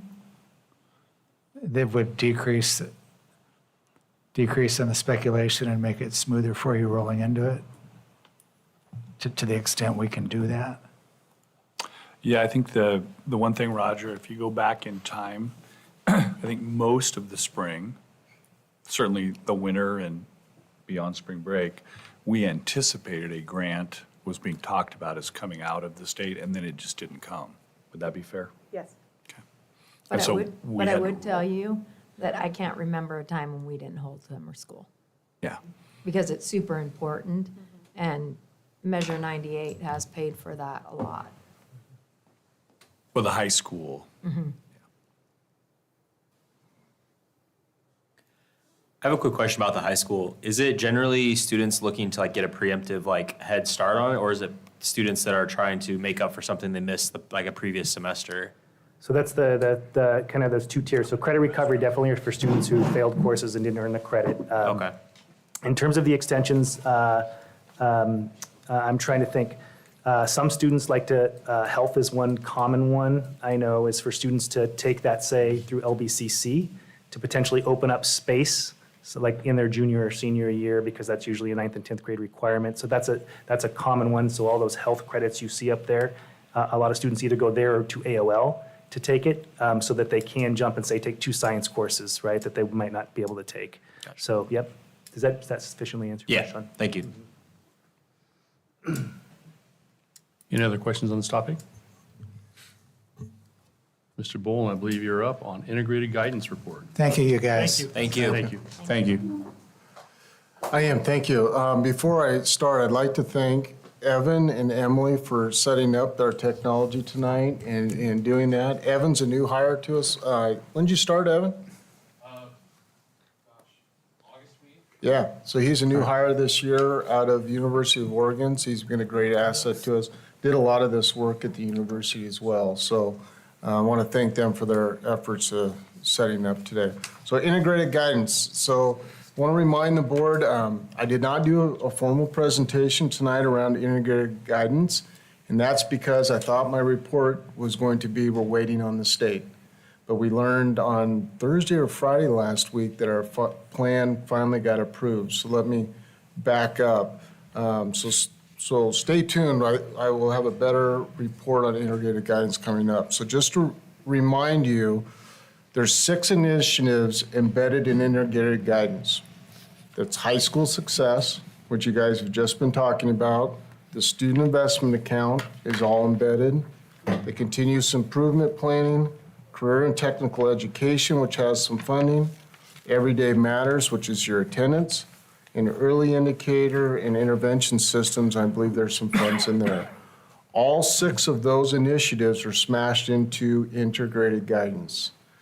We have been locked out of making any changes to any of the budget or any of the funding in there because our plan wasn't approved. That's what was approved on Thursday or Friday last week. I now have access. So making changes or adjustments based on summer school, we can make those adjustments now. Being able to share with you, Roger, all of the activities in SIA, we can now do that because it's been approved. So the integrated guidance plan was, you approved that for submission last March or April. We've had two interactions with ODE to try to get that plan approved. They wanted more detail from us. Those 2 have been processed and we finally have approval for our plan. So that's where we're at now. So here's the next step. The next step is to do the longitudinal growth targets. So we will be interacting, Sue and Stafford will help us with this. These are all the targets that you have in your plan, embedded in your plan. The 3rd grade reading scores is part of one of those targets. So we will be working with ODE to negotiate our targets back and forth. They're already drafted. That meeting is scheduled hopefully for this Thursday. So once we get that done, they will embed that into our student investment account grant. We will bring that grant back to, that assigned agreement back to you. It has to be presented to the school board, and it has to have an opportunity for public input before it's signed. And then the student investment account grant agreement will be approved, and we'll move forward with that. And then in the coming months, you will see the integrated plan report from me, which will outline all the activities in the high school success, all the activities in SIA, and the accompanying budget each quarter. So each quarter, you will have an update of how we're spending those funds. Incomplete. The reason that I'm excited about doing this is what was submitted to the state last August has changed a lot through the budget process. We need time for Jane and I and our team to get those cleaned up so it matches what's in the budget. Because when she pushes out reports to me so I can report to the state each quarter, it has to be the same. So we'll be working now. Now we can work on these grants because now we have access to the smart sheet that they're on. So I'm excited about that. The first report for the integrated plan report is due November 10th. The final report for the student investment account and high school success is for November 30th. So that closes out those systems for SIA and high school success, closes them out, and then it all switches to the integrated guidance 1 plan. So we're closing out prior years, starting a whole new process with the integrated guidance. It'll be crystal clear for you throughout the year how we're utilizing those funds. Okay. Is that it on that topic? That's it. Oh, and so to keep a good thing going, you get to go next again, Division 22. Yeah, I think I'm gonna roll for 5 here. So All right. let's see if we can keep going here.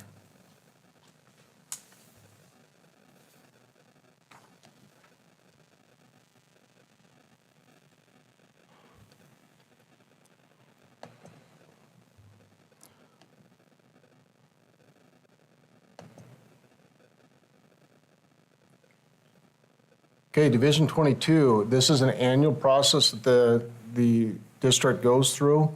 So I'm going to give you a little bit of an overview here.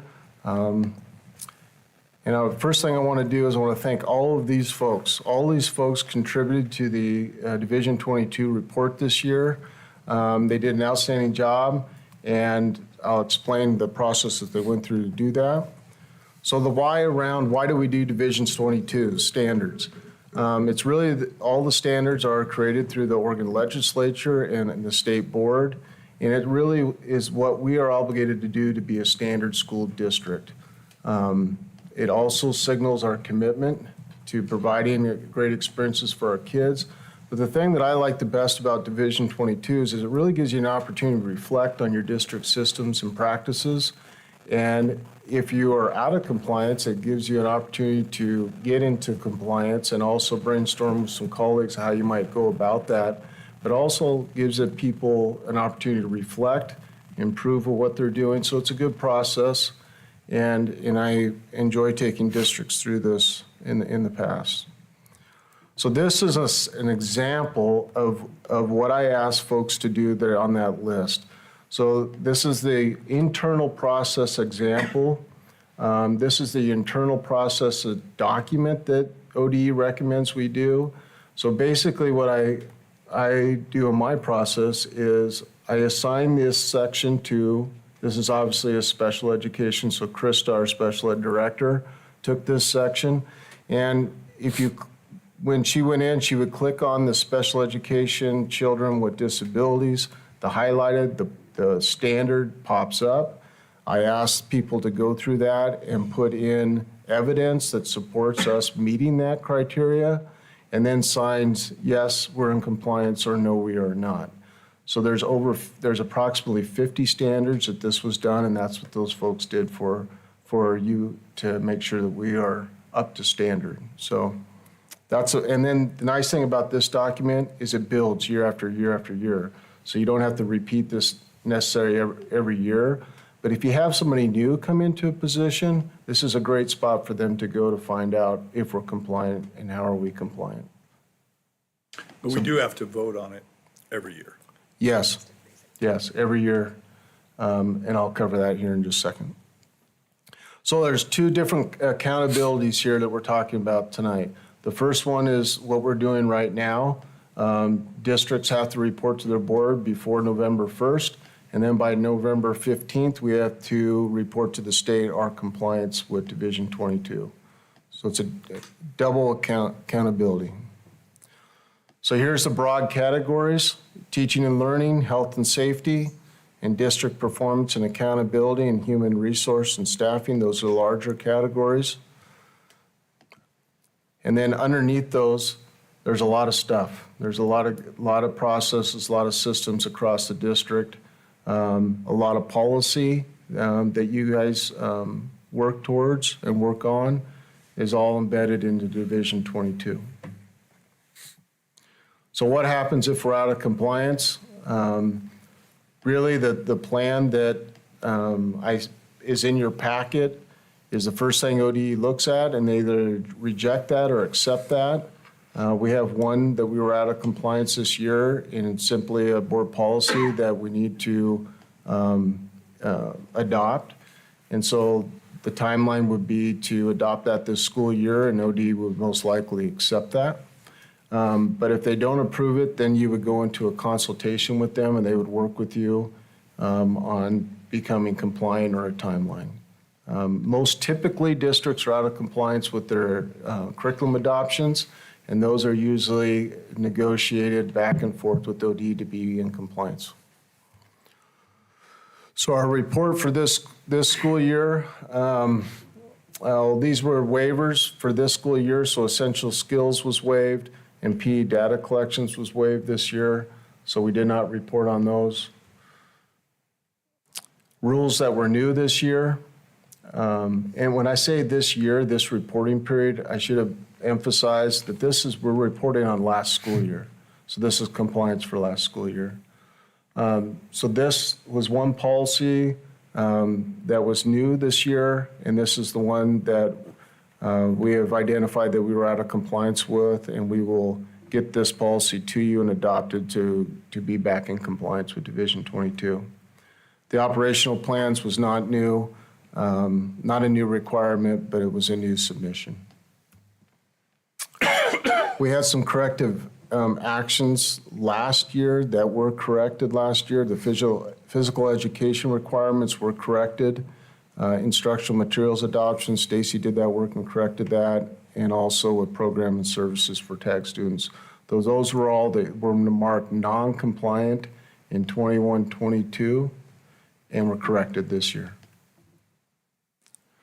So looking ahead real quickly, physical education requirements were decreased across the state, meaning that they, in the grade 6 or 8, went to 150 minutes, and you could spread it over the school year. And this is new, and I'm looking forward to this one. This is health services, so we'll be looking at this as well. Basically, there's been a lot of learning that's happened over the last couple of years with COVID, and so the state is looking at updating health services and the rules around that, incorporating some of that learning from the past.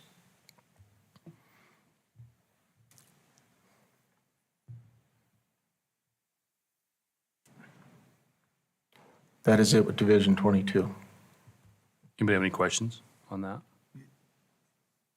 I do. I pulled up Division 22 and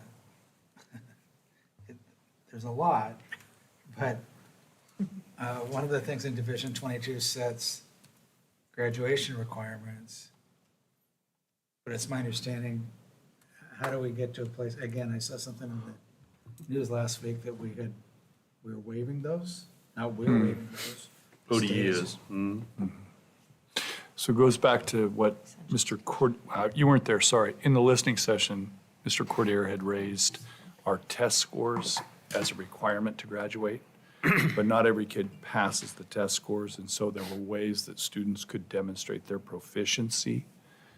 And those proficiency demonstrations are what is waived. So we still have a credit requirement. Yes. With the standards in that. So do we exceed the Division 22 standards for credits in math, English, science, history, health, physical ed? So all those requirements are just that we offer. It's just the graduation requirements embedded in there, I believe. So it's just a matter of what we offer and offer our students to take. So our requirements meet the state requirements. We're not exceeding those. Correct. We offer multiple different, it's the diplomas that we offer.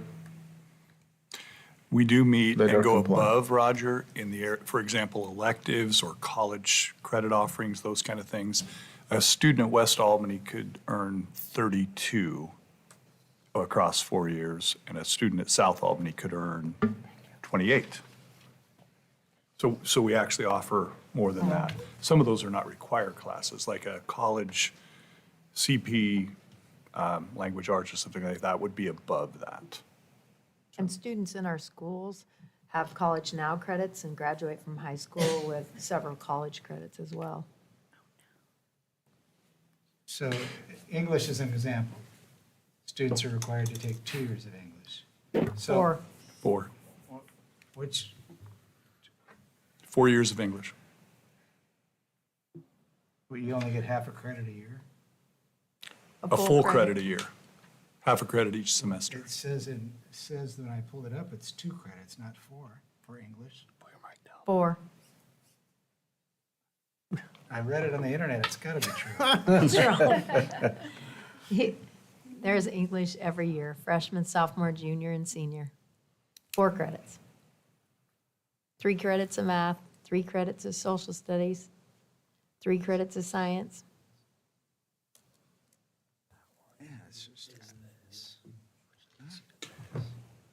There will be a new addition in a couple of years too, which is personal finance returns. What year? Correct. 2024. No, 20 2025. 25, 26? Yeah. And then that can be, the personal finance credit, though, can be in different areas. You can offer it in math with something like advanced financial. You can offer it in social studies with personal finance, and you can offer it in business as well. But it is a requirement coming up that they just put in. But they're waiving it. No. So what the state's doing, Roger, is the Oregon State Assessment Test.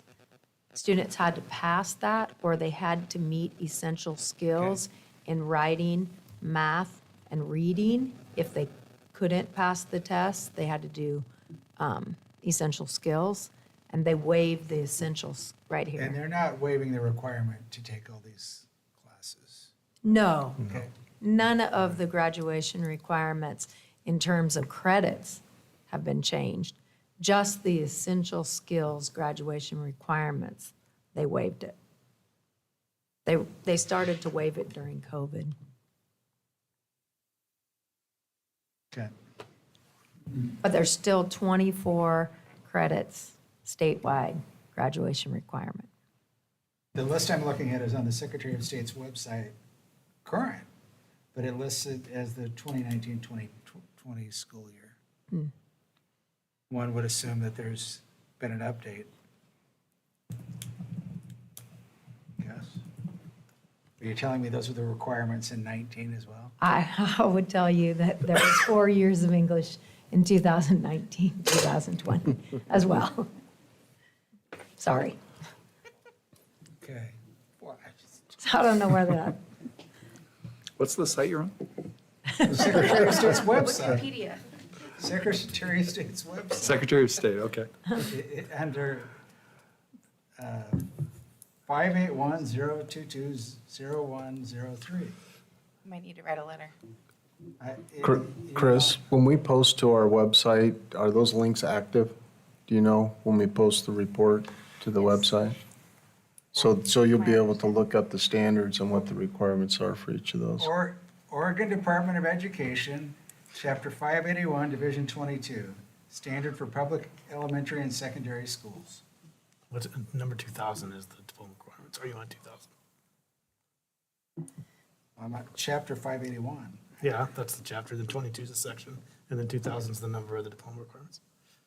Ryan, do you think he's looking at different diplomas? I think he's looking at a different content or grade level.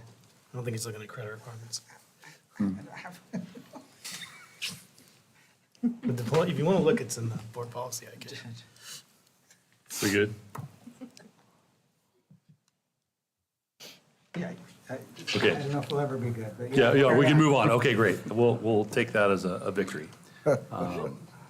So is there anything else on Division 22? No? Covered. Excellent. Dave, hey, guess what? Let's keep the show rolling and All right. go with operation and bond report. All right.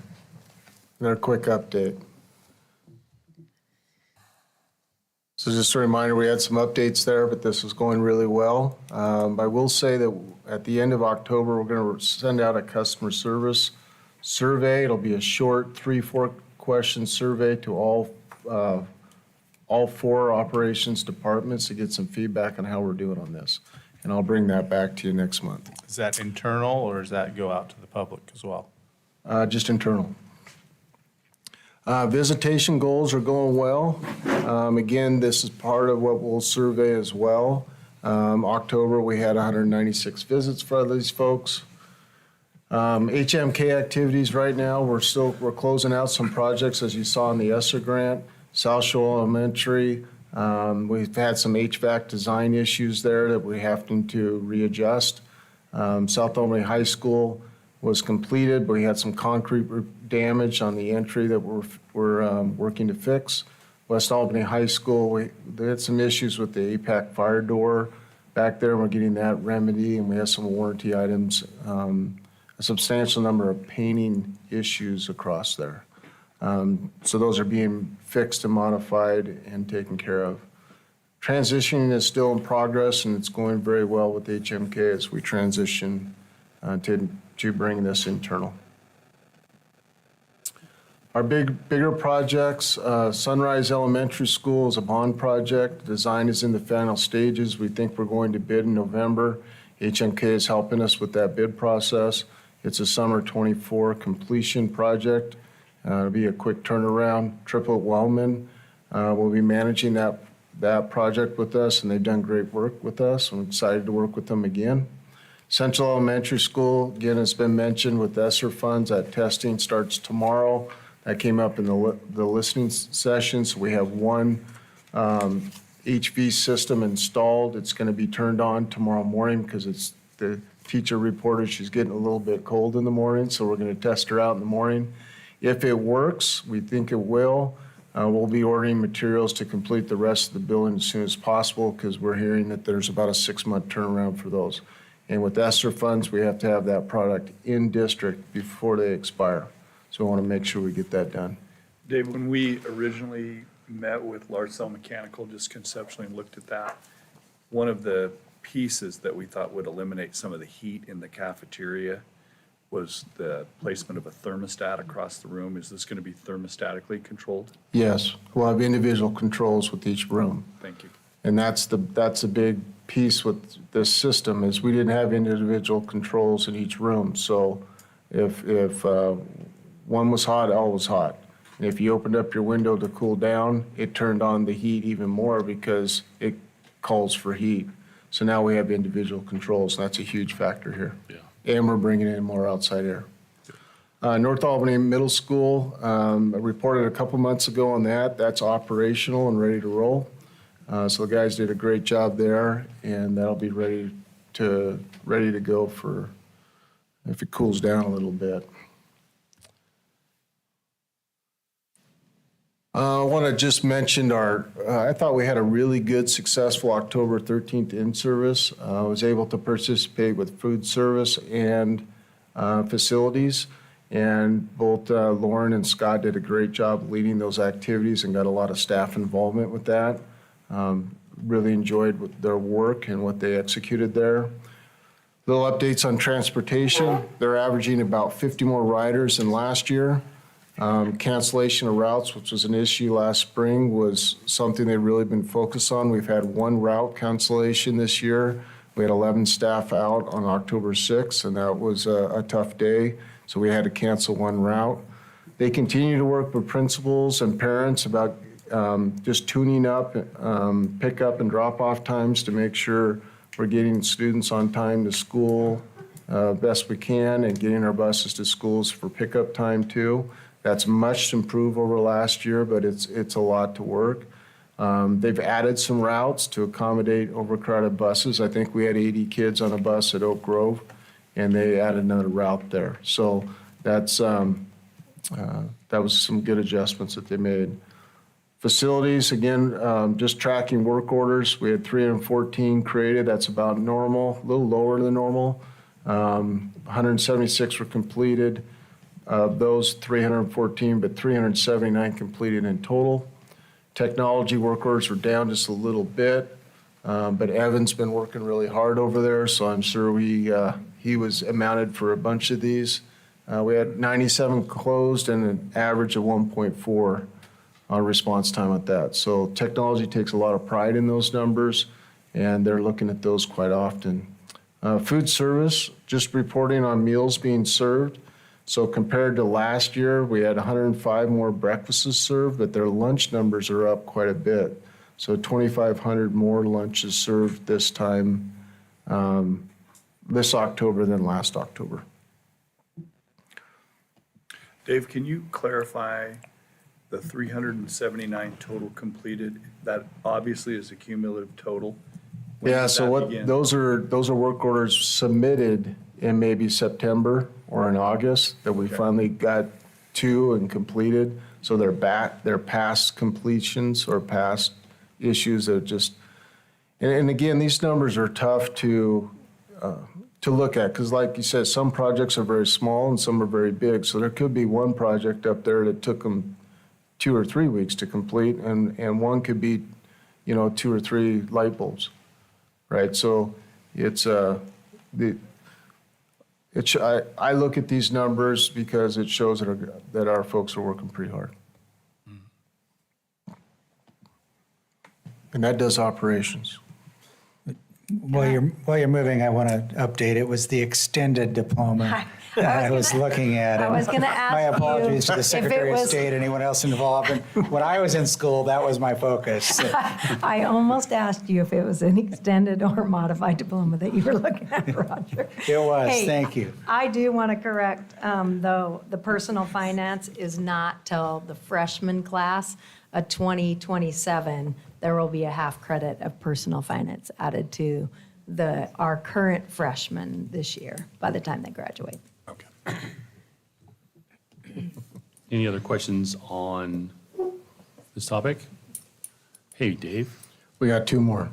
let's do it again. All right. All right, let's talk about the sale of district property. So I'm excited to bring to you the sale of the old bus barn.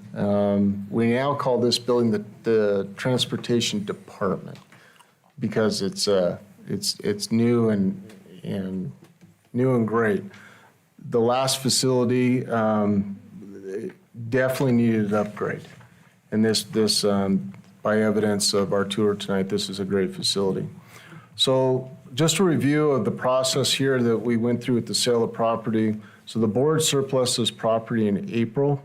I started giving site tours to the property for prospective buyers in March. There was people reaching out to me wanting to visit the property. I believe I did 8 total tours. I think some people came back multiple times as well. So as part of that process, in the later parts of April and May, I completed a comparative analysis of the properties that have sold in the area. I continued to monitor that all since that time to make sure that we were on track with what the value of this property was. In June 8th, I started connecting with our district attorney, Andy Bean. Andy Bean, I was in consultations with him quite often to make sure we're on track with our processes and procedures that we were doing to execute this sale. We advertised this in the Daily Journal of Commerce. That's what was recommended. We also put it on our district website. That started about June 14th. We elected to do a sealed bid process, which has been previously done within the district according to Mr. Bean. So we started advertising June 14th, and then that was due. All bids were submitted to Grand Prairie in my office. July 21st was the closing date. We had five bids submitted. And on July 31st, the city of Albany was informed that we'd be proceeding with them. The district hired RE/MAX for a flat fee to execute this process and complete all legal documents necessary for commercial sales. And then on August 15th, all bidders were notified of thanking them for their submissions. I also notified them that if we weren't able to close the deal with, so to speak, with the city, that we would be back in contact with them and reopen the process. The bid offer that we received was higher than the comparables that we had at the time. And in the words of our agent, we received a premium offer, and it was above what the current market value. So my recommendation is that you authorize the superintendent to proceed with the signatures and sell the property to City of Albany. I also put on your table what I received when the bid came in was a full brochure of how the city intends to utilize that property. That was included in the bid documents, so that's there before you. So that's a process we use, and that's what I'm bringing forward to you tonight. Any discussion?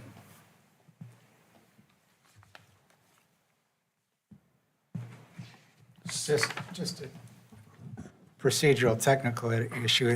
It interested me how the city of Albany had acquired the property without the board's approval, and that was one of the requirements of the process, just procedural. Well, my interpretation was the city authorized the potential purchase, but ultimately, I didn't. yeah, ultimately, it takes our vote to be able to make the proper, to accept the offer and get the deal closed. That's correct. Just a little comment on some of the process. There was a couple things on there that happened that I thought could have been a little bit different. And so in the future, I'd like the board chair and vice chair to kind of be a little bit involved in that process and take a look at it. Because there's some things I think could have been a little bit more streamlined, but other than that was my only input on that. Any other input, gentlemen? Seeking a motion. I move we approve as written. Do I have a second? I'll second. All those in favor? Aye. All opposed? I abstain. Motion carries. And Dave, because it's been so much fun, let us go and talk about some technology purchases. Let's do it. Let's wrap this up. All right. So I'll start by thanking these folks here. We're down 3 employees in the tech department, have been for upwards of almost 2 months now. I've been serving or pitch hitting as a director of technology as well, and these folks have taken on some extra duties and they've rolled their sleeves up and done really well. So I appreciate their efforts in moving this planning forwards. So what I'm sharing with you tonight is a 3-level implementation plan. You can think of it as 3 buckets. We have student Chromebooks, we have a building replacement improvements bucket, and we have a device replacement, which is PCs and laptop devices that we provide to our teachers and administrators. So those are the 3 buckets I'm going to be talking about tonight. The funding, as we talked about earlier, a little bit, just to clarify, we're utilizing ESSER 3 and ESSER in year 1 because this has to be spent before next fall and there's a learning loss associated with it, so it's compliant with that. And it enables us to use our technology capital projects funds into year 2. So it makes us sustainable for a 2-year plan. This department has done an outstanding job to have comprehensive plans in place to forecast what we need to purchase in the years to come and how much it's going to cost. They've done excellent work in this area, and it's even going to get better with some changes that we're making in the next month or 2.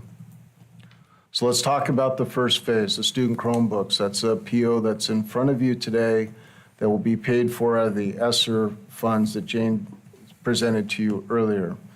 So with student Chromebooks, I can report this. The inventory is accurate and up to date. We have a multi-year plan that has been completed, so we know how many Chromebooks we need to purchase each year. We have some that are coming end of life, so this number will be stabilized at about 2,250, 2,400 each year moving forward.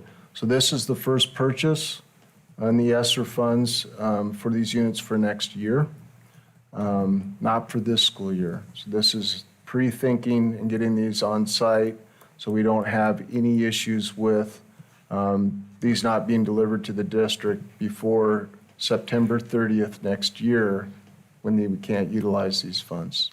So this is bucket 1. All hardware, no software, no recurring costs. These are just devices. I think you have some sitting in front of you. The next one is the building tech replacement improvements. This was, our teachers had a lot of input into this in our buildings through surveys last year. Rob, before he left on leave, processed with every principal what their needs were in their building and developed a master list of needs across the district. Our inventory, this is what we're enhancing right now, is the tech department bought a software called IIQ. It's basically our work order system, but also is inventory. We are putting every classroom inventory into this system so we know exactly what device we have in each classroom to be able to be more accurate with our long-range plans moving forward.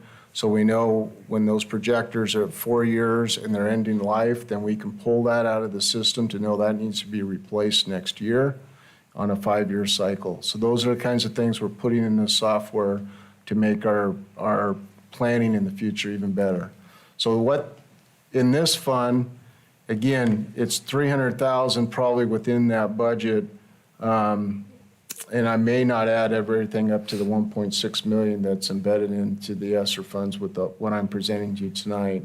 But no purchase will be over 150,000 in total. These are just, here's the buckets they come from. We have some AV building systems that need to be updated. We have some schools that don't have projection systems, like in cafeterias or into multi-purpose room. Projectors is a big bucket. Smart boards and interactive TVs and document cameras that our teachers use to teach. So that's what this pays for.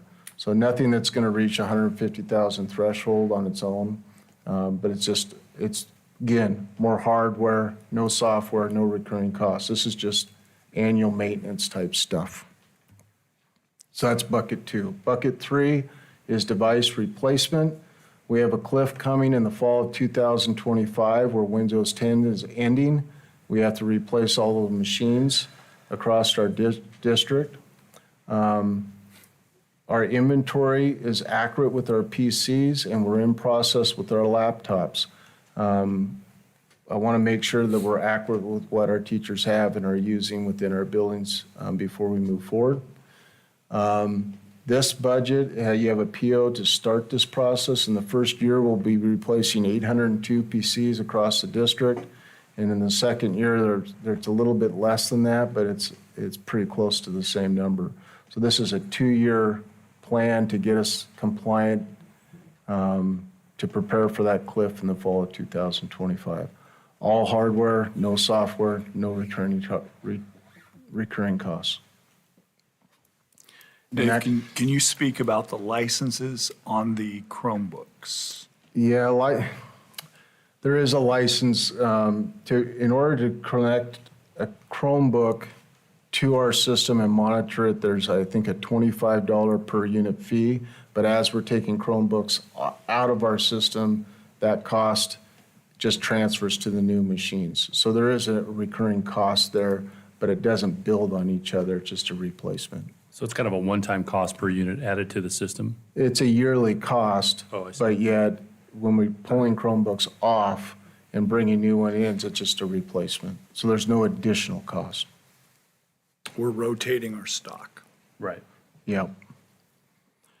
And there is extensive spreadsheets behind all this work that the tech staff has done in the last 6 months to make sure that this is really accurate. Because I'm showing about 1.2 Yeah. in expenditures here. Is that kind of what you're coming up with? I mean, it's a little less than, but just round numbers. That's just where we're at with planning now. Okay. I know we have budget authority for 1.6. We still have some additional plans that I'd be bringing forward to you. There's still some discussions about moving to like Chrome carts back into our middle schools. There's some discussion about that. That's a number. It's about a $100,000 number. So there's some more discussion we have to do. But I want to get these quotes in front of you now because I don't want to miss the opportunity. If it takes it 4 or 5 months to get these devices, we want to make sure we're first in line. Any other questions?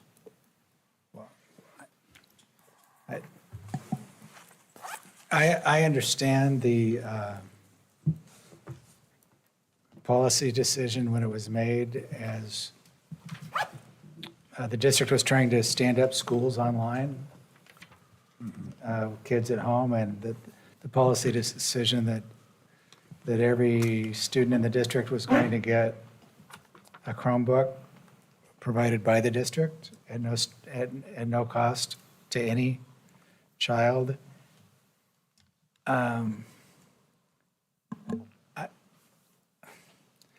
It gives me pause going forward that the district will continue to be responsible for a Chromebook or whatever it is for every student every year for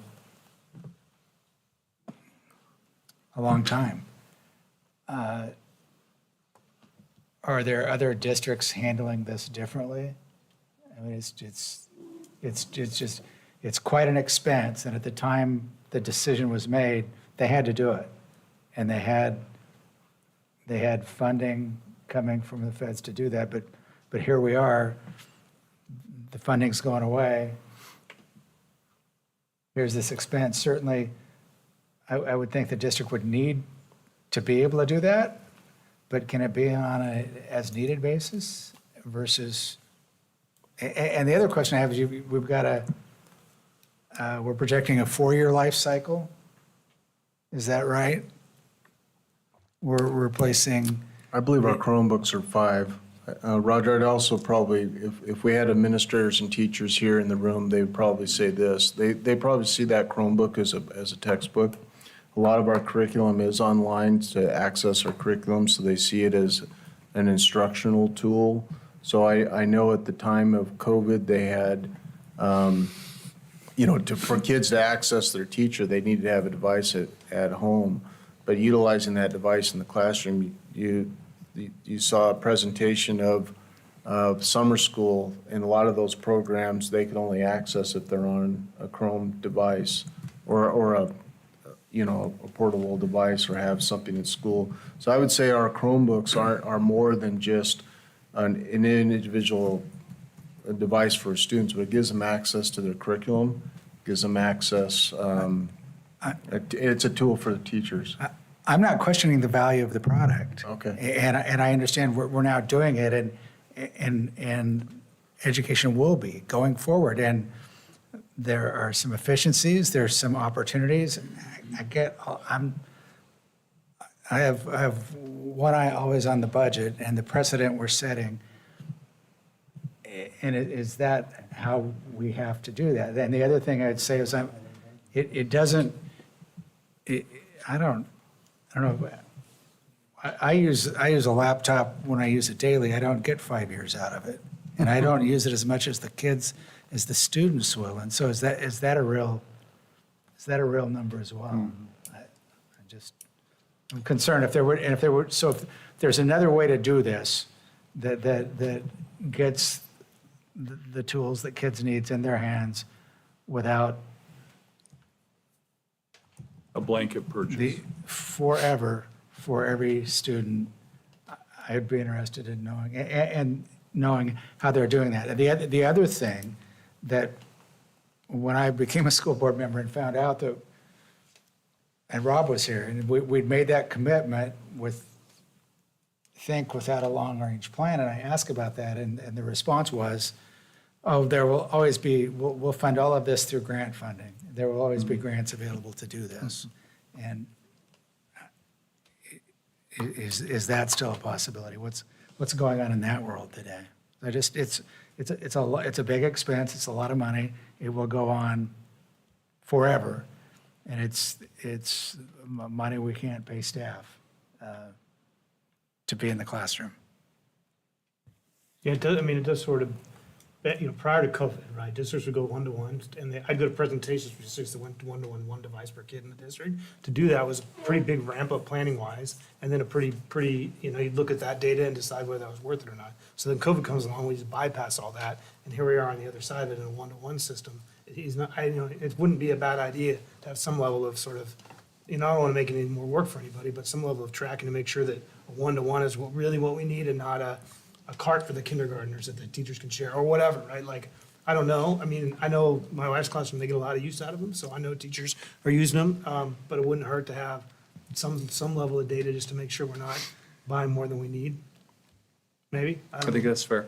I think it's also a point, like with older kids, there are gonna be kids who can bring a laptop, Yeah. right? That may be able to access our system with, you know, little discomfort. And I think we could look at that. You know, another thing that we have seen is battery chargers, right? Because not every kid comes to school ready to go with their computer, right? So what that looks like in a classroom has also been a challenge. Yeah. And it probably will evolve, right? I mean, Chromebooks 5-7 years ago wouldn't have been what you would have thought of, and now here we are. And who knows if that's what we'll be looking at 5 years from now. So it's probably something we just want to always kind of keep an eye on and not just assume this is how we're going to do it rolling forward. Well, Dave's second bucket, I think, makes an interesting point. We have projectors in classrooms as well. They have a life, right? And document cameras are the ones that they can do the work and it's then shown on the screen. They can demonstrate something.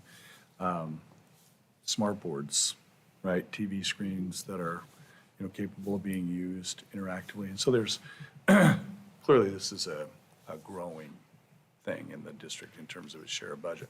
We will check out where districts are in terms of one-to-one once COVID is, you know, now that COVID's beginning to go away, we can kind of look and see if there's a bunch of districts that are departing from that.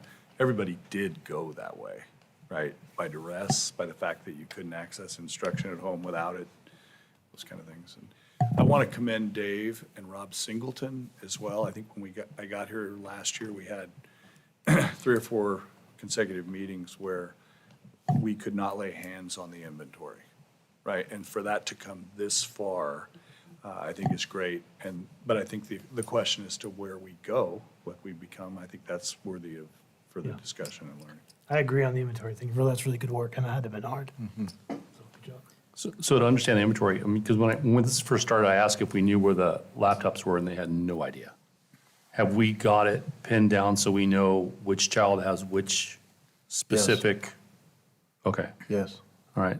And then something we might consider in the future is instead of everyone's opted in, maybe they have to choose to opt in to get a Chromebook as opposed to being forced upon them, like we kind of discussed, because there'll be some that maybe not do it. It might be able to reduce our inventory that way. I mean, Yeah, give it to those who need it, but.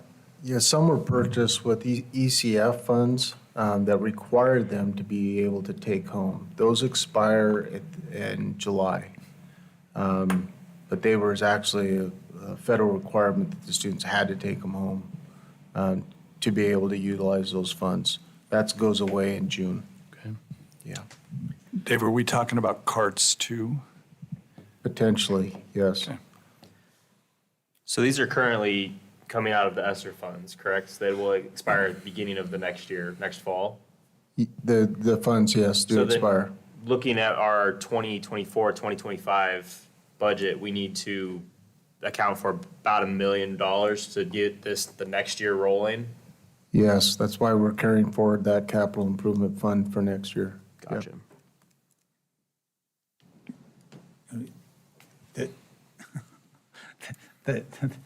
The next thing that is likely to happen is that there will be licensing fees for operating systems, and On these? yeah, I've Well, we get that with that $25 fee.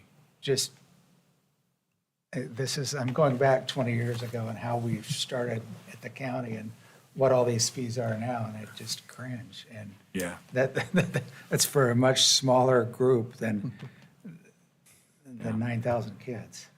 It's much like cartridges in printers, right? They figured out they can give you a printer and that'll last for a while, but the cartridges, you replace them all the time. That's where the money's at. Yeah. Well,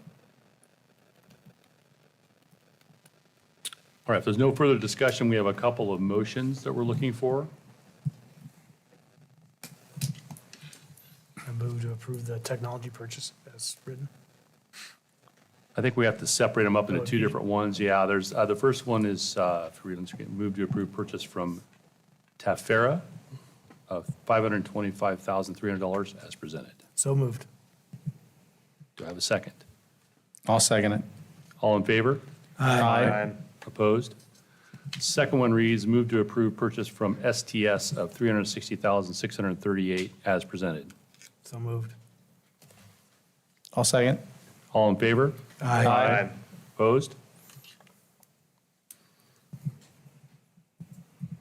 All right, well, let's see here.